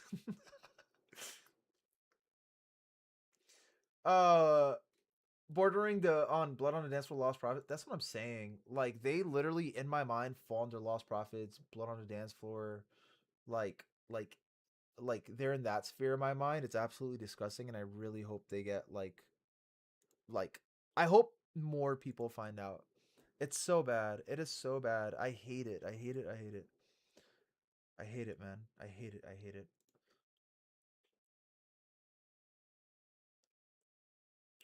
It's like such a dark thing. Sorry, I'm opening up my watch later. Oh my god, did you guys see Project Hail Mary? Did I already suck on that video or that movie? Such a good one. I don't want to react to a super long one because I know I could yeah. James gave me the permission to react to his stuff. Let's see what he got.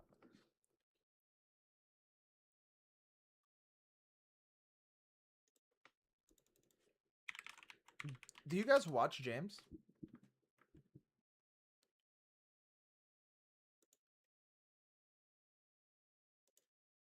Okay, I'm gonna read a few of his videos, and then you guys tell me what you like. What sounds good to you? We can watch Metalcore Isn't What It Used to Be. We can watch. Ooh, nope, never mind. I chose The Complicated History of Crowd Killing. I think I could. I think that's a good. That I haven't watched it yet. And I was gonna do a crowd killing video. I think this is a good one. I think this is a good one. Done with Giga Rape statement segment was all right, let's do it. All right, who's awake? Who's awake? Who's with us? Who's with us? Want to chat? Want to chat? Who's ready to do some reacting? Woo! React Andy! React Andy! React Andy! React Andy! Let's do it, baby! We're fucking awake. We're fucking awake. We're fucking awake. I'm gonna drink some water. We're reacting, baby. Oh, man. I'm gonna do something with all these clips one day. I want to do a clip fucking channel so bad.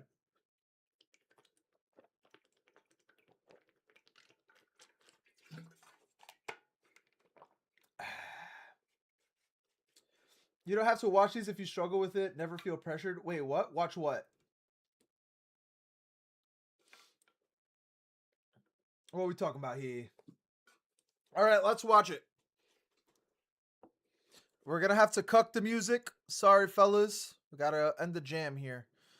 I'll tell you what, though. I'll keep that. Oh, wait, we're doing community playlist tomorrow. Oh, my God. We got to do new community playlist tomorrow. I'm so fucking hyped. I'm so fucking hyped. All right. Let's do it, baby.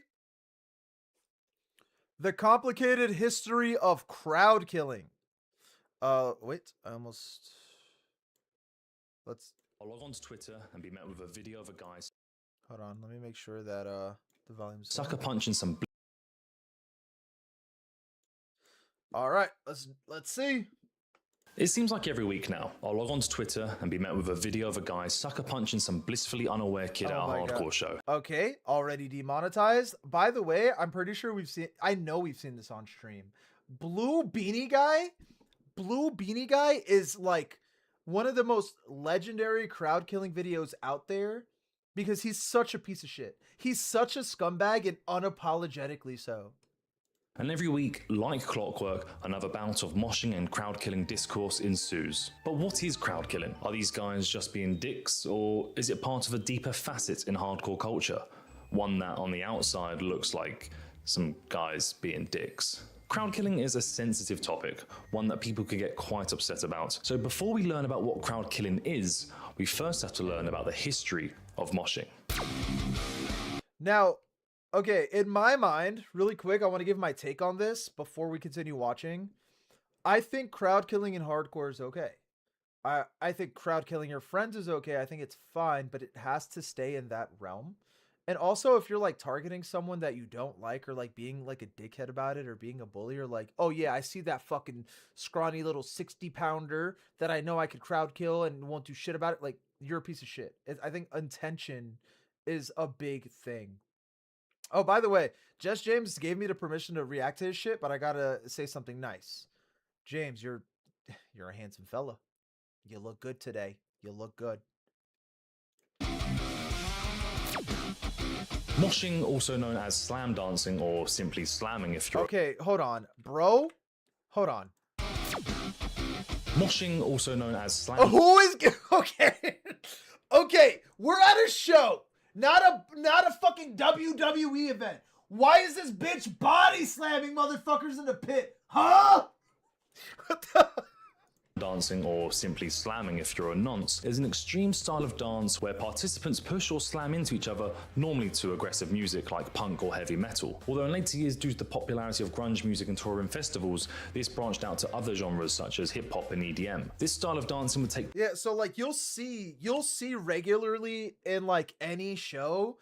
I feel like damn near any show, you're gonna see a pit, right? Like he said, like even in hip-hop and in EDM and shit, you'll see pits. but you'll see more of like a push pit. No one is really like throwing arms or anything, right? Like I went to a rave once and there's just these super buff, sweaty, like shirtless, white, wet men just pushing each other. And I'm like, okay, am I at a hardcore show or a rave? And that specific rave, it was absolutely disgusting. There was so much, the floor was so wet. They had like a cleaner guy pushing all the sweat with a giant broom into the corner. It was bad. Placed in an area called the Mosh Pit. I know this is all baby stuff, but it's important we get through the basics first. Moshing first made its debut on dance floors in Southern California, particularly Huntington Beach and Long Beach around the late 70s. According to the book American Hardcore by Steve Blush, there is common belief that a former US Marine called Mike Marine, interesting name and career choice, I know, invented the dance. His specific style involves— oh my god, I've seen this fucking video. Holy shit. Strutting around the pit in a circle and swinging his arms, making contact with everyone in reach. This would go on to be known as the Huntington Strut, or HB Strut for short. Some people call it slamming, and some people call it pogoing, and some call it the skank. But I just call it dancing because that's normally what you're doing. By the 80s, Okay, so like it's so funny because like if that's where it stemmed from, right? Like that era. Like calling it skank is crazy to me. Skank is what you do in a ska show, not anywhere else. So I just think like it's interesting to see how like the dialect evolved when talking about this dance. You know what I mean? Yeah, crowd killing is a military sign. I saw Integral God's Hate. It said I got fucking destroyed. You did? Oh my god. Oh my god. That's a stacked lineup. slam dancing had become the norm in the SoCal scene, with Huntington Beach and Long Beach becoming the heart of the scene. Over on the East Coast, this aggressive style of dancing was starting to take on new forms. In Boston, moshing became more violent and incorporated punches below the neck, whereas the Washington DC hardcore scene saw an increase in stage diving and more chaotic slam dancing. Another occurrence in That's where I'm trying to go. The stage diving and shit. Foo! Boston scene was an activity called pig piles, which would involve one person being pushed to the ground and others would begin to pile on top of them. I don't really see this happening much. That is so fucking dangerous. Dude, like an evolution to that, I guess, is like I could actually, hold on, that reminds me of this. So there's a Kaonashi Hey 5-6 video where everyone fucking dog piles on Peter. Kaonashi Hey 5-6. Everyone dogpile, like this is, when he said that, this is immediately what I thought of. Like this shit is fucking crazy. And like this is the only time I really even see dogpiling. Like check this shit out. Love Kaonashi, love this band.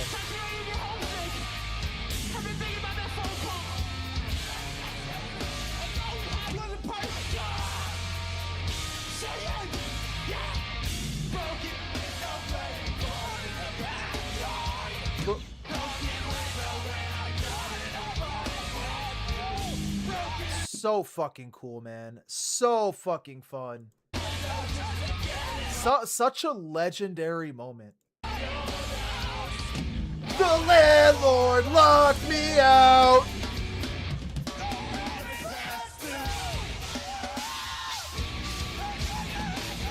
Oh my god. So I could watch this shit all day. Oh my god. The blue hoodies are low-key scary. This is an Equal Visions hoodie. Kaonashi got balls bigger than every black metal fan combined. It's great. So yeah, when it comes to dogpiling, that's the only time I see it, where it's like someone's like aggressively finger pointing to lyrics at the vocalist, and everyone's just like fucking piling up.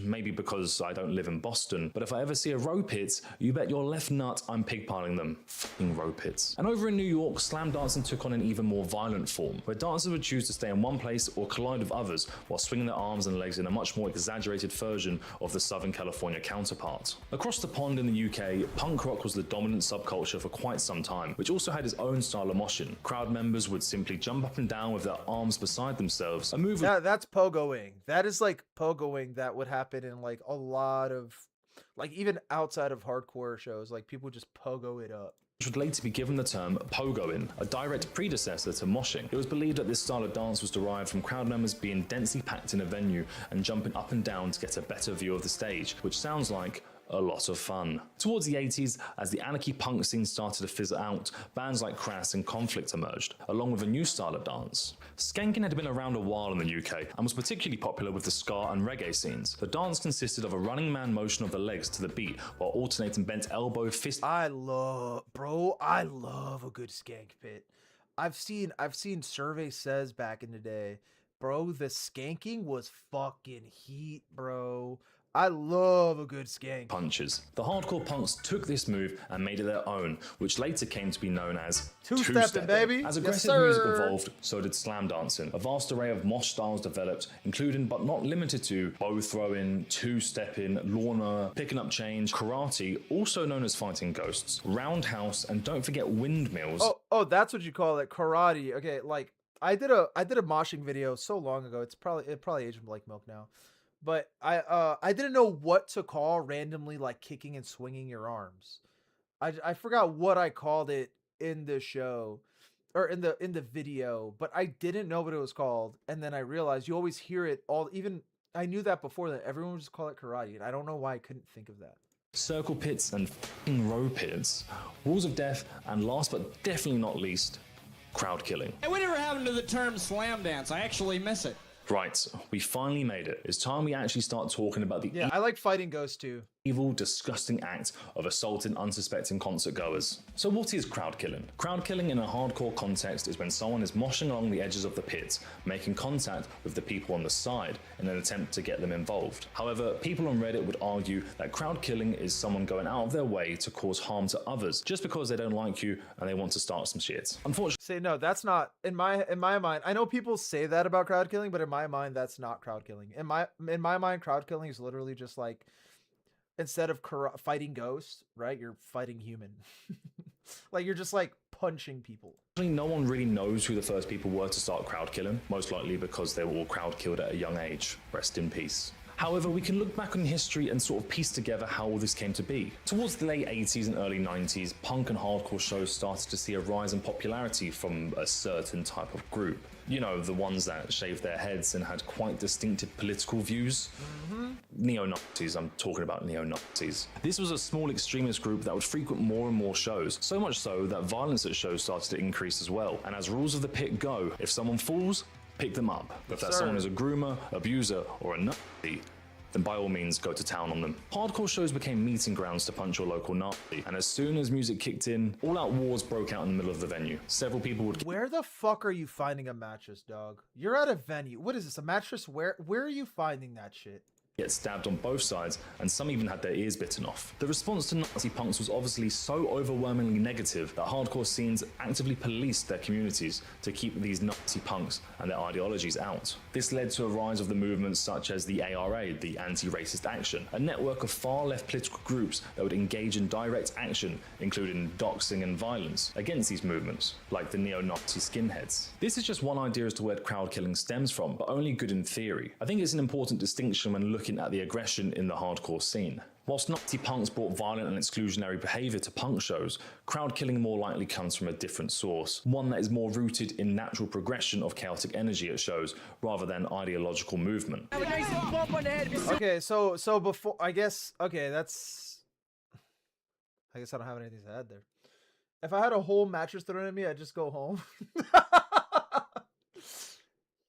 Not gonna lie, some random person singing, slinging me out to throw fists makes me feel so special. I think you have a kink there, Dylan. He's an Animal Crossing character, obviously. He took it out of the inventory. He got the deep pockets. It would be cool if there was a scene where you could just kill each other. I don't think I would go. I don't know if I'd think that's cool. I don't know if I would go, if I'm being honest. Crowd killing is more of a product of a subcultural shift towards hyper-aggression and individualism in the pit. Hardcore dancing incorporated more structured and aggressive moves, and this heightened physicality became more exaggerated and sometimes targeted. As hardcore and metalcore scenes grew in the 90s and 2000s, bands would often champion this intent and aggression. Okay, is it me or James's eye is like swollen? Did he get rocked in like a crowd kill? Is that the influence of this video? Or is that just a coincidence?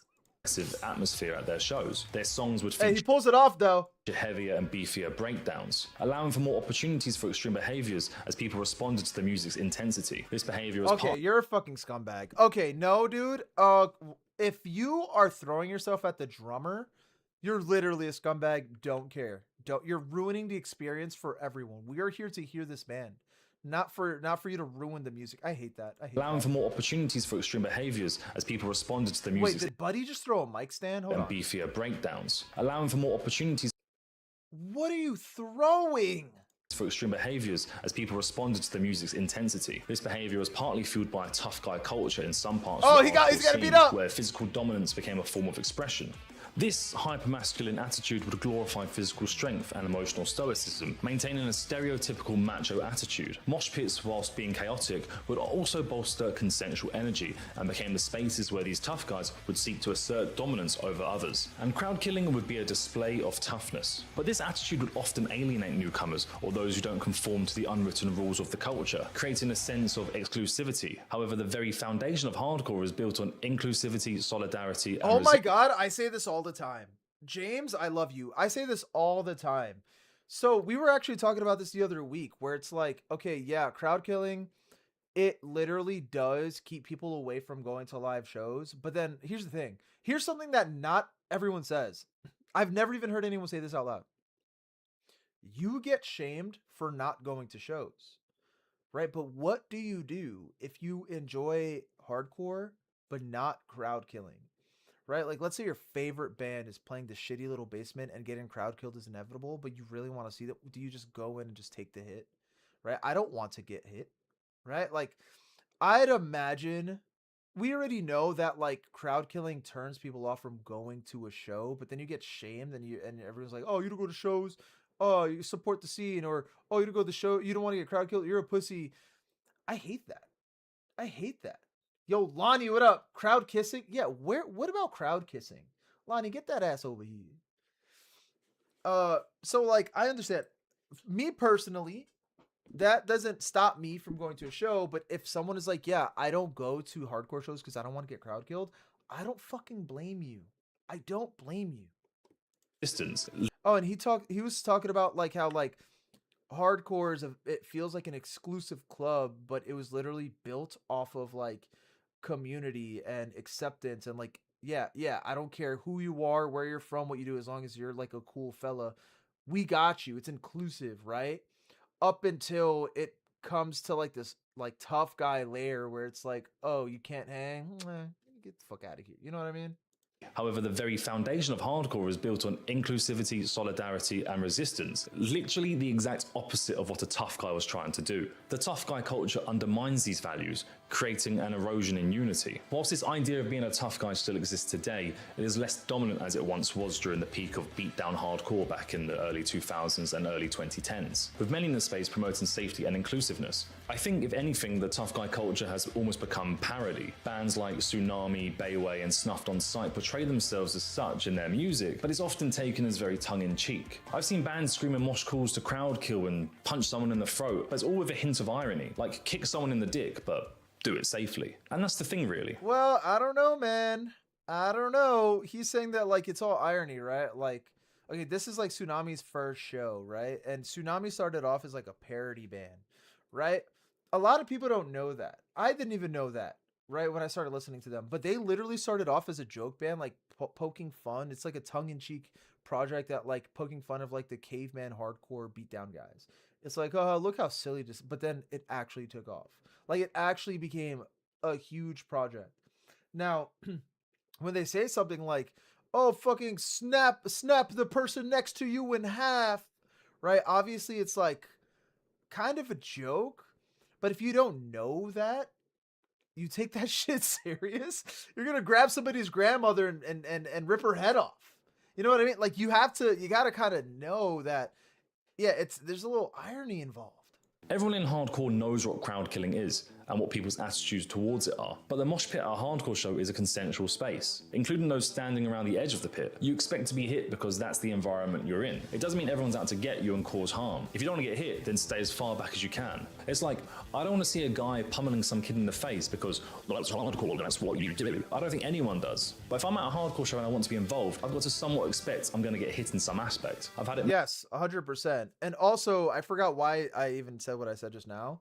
I bring it up because sometimes you go to a show and like you feel like the vocalist is like, hit somebody, push somebody in the face, but it feels like a lot of bands don't do the whole irony thing. It feels like they're kind of like serious. You know what I mean? Like, yeah, they actually want you to get violent. Legit seed vocalists call people off for wait. Legit seed vocalists call for people to prove they have health insurance. Many times before where I've been hit in the face and you just laugh about it. And I've had times where I've hit someone which I know might have been a bit painful and I've gone to check on them and make sure they're doing okay. And again, we have a laugh about it. I'm actually almost disappointed. That's also like an unspoken rule, right? Where it's like if you get hit or if you hit somebody, you're kind of supposed to go like, yo, are you okay? Hug it out, X, Y, and Z. Yo, Alex, what did you miss out on? Brother, you missed out on years. You missed out on years. It's been years. when I don't, they're doing okay. And again, we have a laugh about it. I'm actually almost disappointed when I don't catch a stray in the pit. Maybe I shouldn't have admitted that. That's literally what Dylan said. Not kind of. Dylan says he likes getting crowd killed. Watching the dog, watching the dog, watching the dog, watching the dog. However, I do think we're starting to see an increase of people perhaps taking it too far. Thanks to the rise of social media, videos showcasing pits and crowd killing on apps like TikTok and Twitter often go viral, reaching to And then also keep in mind, right, like these go viral and it attracts like sometimes they go so viral that it attracts a person that is outside of the scene, outside of hardcore metal, whatever. And they're like, oh, hold on, that's kind of cool. I kind of fuck with this. They listen to the music. I fuck with the music. They go to a show that's going on next week and they don't know the, what's the word? They don't know like the pit etiquette. They don't really know what's going on. They don't understand that like, yeah, snap somebody in half is like not like a literal thing. And that's why gatekeepers exist, to ensure that people like that, if it's okay to be into it's okay to like get into hardcore, right? But you gotta know about the culture if you really want to, one, have a deeper appreciation for it, and two, like if you, I guess, want to avoid being called like a poser or a LARPer or whatever, you kind of have to know at least the basics. And that's what gatekeepers are there to do, to ensure that you know your shit before you step in. You know what I mean? But I'm aware that a lot of people are like, yeah, gatekeeper equals bad. But like in some, like I can see that, I guess. But like gatekeepers are there to ensure that you know your shit before you go in, and to ensure that you are not a bad person. You're not like somebody with like that, like I say it all the time. If you're a racist, right? If you're a racist, you don't belong in hardcore. You know what I mean? You don't go to a hardcore show and you fucking like like I don't know. Like they just want to ensure the well doesn't get poisoned, and that is inevitable when you have these clips go extremely viral. Haven't we watched this clip? We're watching a whole video, brother. We did watch this though. Yeah, we did watch this recently. This was insane. As conversational, you can usually tell the people who are there to throw down, and yeah. Yeah, you go to a show. Yeah, that you're right. You go to a show. Sometimes you see that, like, yeah, this guy doesn't know any of the bands. He's just here to like, for the violent aspect of the show. This was from that one math show. I had my wisdom tooth snapped in half at She Cries. Well, oh my god, bro. I went home and filed the point down so it stopped cutting my tongue. Oh my god. You filed it down? You're a nut, bro. Places outside of the subculture, like on apps like TikTok and Twitter, often go viral, reach into places outside of the subculture, further popularizing the behavior in circles. Whilst these videos highlight the intensity of hardcore shows, I fear it also contributes to the misconception of what actually happens in hardcore. And I've seen this myself. I was once at a hardcore show in Brighton watching a band called No Relief, when a group of drunk lads stumbled in having no idea what was about to go down. These guys, clearly not having a Scooby as to what hardcore was, walked into the middle of the pit, one got a spin kick to the midsection, and things started to get heated. Another issue with the popularity online is this idea of main character syndrome. I'm planning on doing a separate video on this, but in short, everyone is looking for their viral moment, and it seems to me that people will do just about anything to have people talk about them. Yes, bro. This is terrible, right? I did a video, I got hate on it, but I did a video once about like the main character syndrome problem at like that one fest, right? Where it was literally an issue for a lot of the bands. And it's like, okay, I get it, you want to have fun, but also you're not the only person in the world. Go up there and just jump off the stage. Don't go up there and like fucking jump around the stage, act like, oh, I'm a part of the band. Like, don't fucking like if you're on the stage, your mission is to jump right back off. Maybe pit it up a bit and jump off, but don't be there for more than like 7 seconds. Are you fucking kidding me? If gatekeepers also give some kind of way to educate yourself instead of just making fun of you, I agree. But a lot of gatekeepers are just stuck up with super. How do you say that?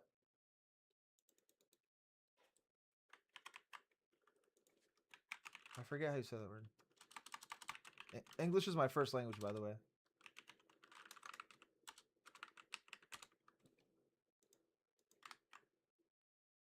Superiority complexes. Okay. Yeah, I agree. Where like a gatekeeper, I guess like they are like painted as bullies, and most of them are bullies. But it's kind of like, obviously you can't really set a rule on like, okay, you're a gatekeeper, this is your role. You have to tell everybody, educate yourself before going anywhere. There's no really set rules, but I feel like that's also an unspoken one where it's kind of like, hey man, it's clearly you don't know about this band or subculture. I suggest you do some research, right? Versus like, oh, you like this band? Name me 3 songs. All right, get the fuck up out of here. You know what I mean? A gatekeeper can't actually ban a person that shouldn't be in the scene from going to concert. So what do they actually do? See, but I guess like inherently, right? So a gatekeeper, but a gatekeeper that like bullies people, right? Or if you know the scene has gatekeepers in it, one of 2 things are going to happen. Either you're like, okay, that scene isn't for me, or 2, you're going to educate yourself, right? And ensure that you aren't called a poser. You're afraid to be called a poser. So you're going to listen to these classic bands. You're going to learn what this culture is about because you're afraid of getting bullied, right? That, like, them bullying people kind of helps. You know what I mean? Remember when Stefan threw that girl off the stage at the Death Grip show? Yes! Oh, wait. Am I bugging? Hold on. We gotta watch that. Is it a fever dream?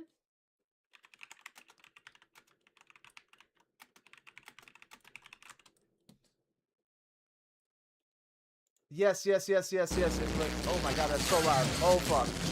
Wait, where is it? What the fuck? Hold on. Oh my god, what is happening? Oh my god, so sorry. Where is it? I can't find it in order for me to... Where is it? Hold on. Where...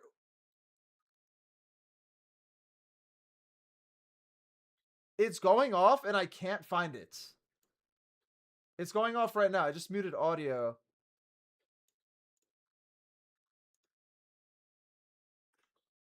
I can't find the video. Oh, I found it. My bad. Seeing is where we're going with main character syndrome though, because of that everyone thinks they're a gatekeeper, so nearly no one is allowed in. Wait, seeing is we're going through main character syndrome though, because of that everyone thinks they're a gatekeeper, so wait, what do you mean? Hits are like rituals. You don't deserve to be hit if you're there. But if you're there, why aren't you prepared? Yeah, I feel that.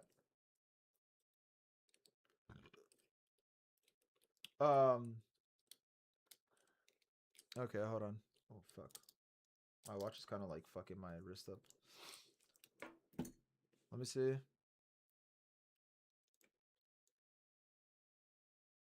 This is so crazy.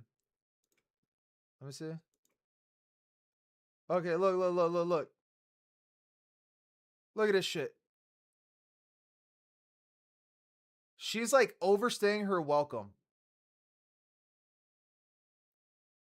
Look at her. Like, what are you doing? Like, this is main character like syndrome that we're like talking about.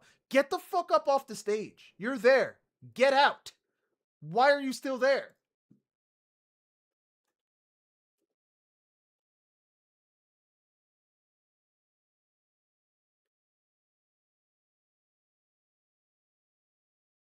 Oh my god. This camera work is absolutely terrible.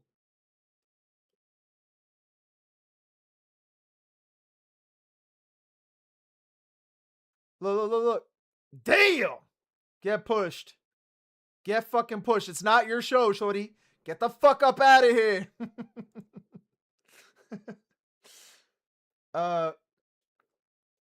Because of main character syndrome, everyone feels like they should be the main character. You know, the hero protecting the scene, so the rules don't always get followed to the same degree.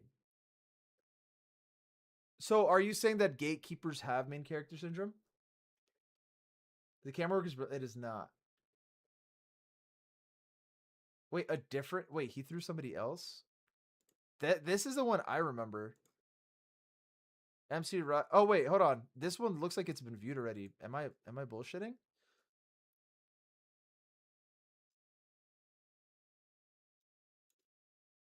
No, it's the same one.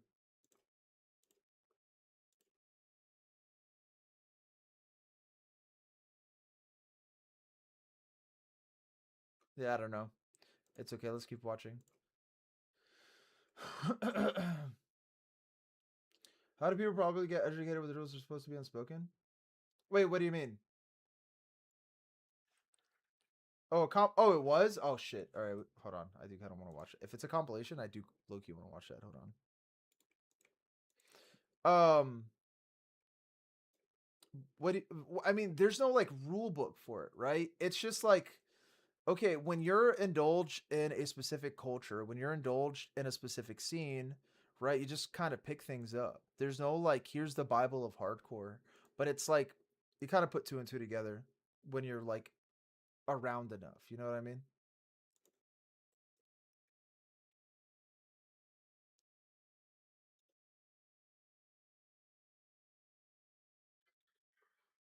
Oh wait, you guys can't hear it.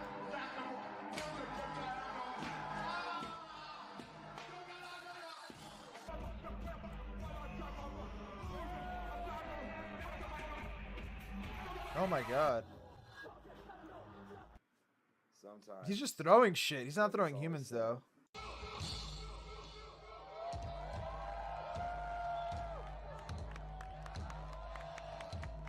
Yo, Teehee, have a good night, dude.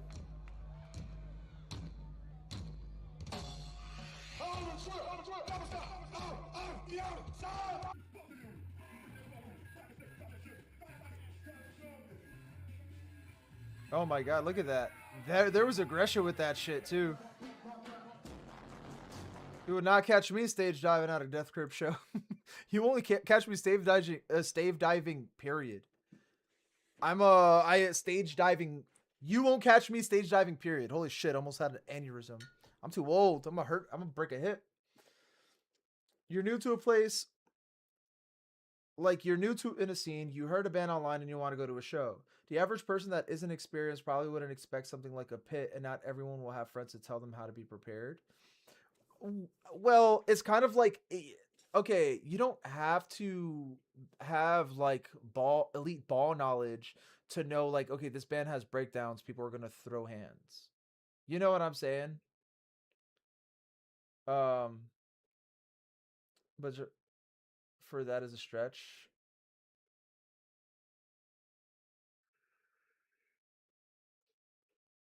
Wait, I don't understand what's happening.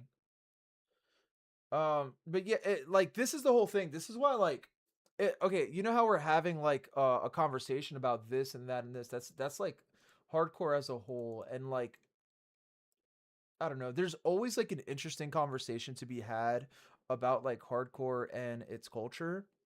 And then it always feels so divisive. Like one side is like, "Oh, you're stupid for this, that, and a third," and the other side is like, "Oh, what? You're stupid for thinking that," and blah blah blah. You know what I mean? My point is a lot of gatekeeping is just assuming everyone is socially competent, stable as each other.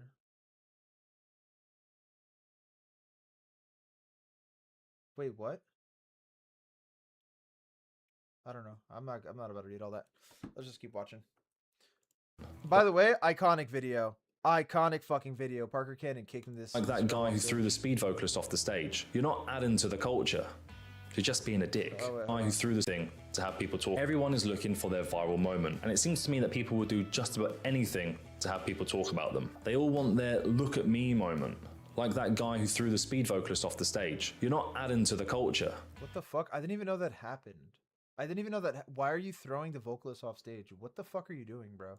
You're just being a dick. Crowd killing has often been met with significant backlash. However, I do feel like that's changing, especially within the hardcore scene. Where it was once believed to be alienating newcomers and promoting exclusivity, I feel like now it's doing the opposite, and dare I say, maybe the definition is changing. I see new people at every show I go to. I see them dancing and having fun, throwing shapes and catching strays. It's accepted, and it makes you feel like you're a part of something. People get hit, they may even break a nose or two, but I very rarely see people kicking off and starting shit now. Yeah, there are a few bad actors, but they're quickly put in their place. Crowd killing is more than just punching someone in the face. It's part of the subculture, and it's not going anywhere. In fact, just like moshing has done since conception, it's only going to keep evolving. I find one of the most exciting parts of hardcore is everyone's dance style. Every scene has its own, and one of my favourite parts about going to a hardcore festival is seeing all these styles come together, and each one is welcomed and admired, and I can't wait to see where things go from here. I've been James. Thanks for watching. Great video. Subscribe to James. Subscribe to James. Great fucking video. But my last comment would be, well, yeah, things evolve. I think hardcore, because there's so many gatekeepers, like the evolution is extremely fucking slow. Compared to every other scene, it's so slow. Chat, that's it for tonight. Thank you for... James was supposed to be in the Pokemon or Band show, actually. Thank you guys for watching. Great stream. We had our ups, we had our downs, we had our fucking everything. Thanks for watching the show. Thank you for tuning in. Be back tomorrow. Tomorrow we are going to start a brand new community playlist. Be here for that so you can name it, add a photo, add your songs, start tackling it. And of course, we got more content for tomorrow. And we are also going to be doing, continuing the Jackbox Party Pack tier list. So, love you guys so much, man. Thanks for hanging out. So many kisses. So many. Call me a grandmama. Can I be Grandma Vizzy? Grandma Lou? Is that okay with you guys? Have a good night. Be safe. Peace.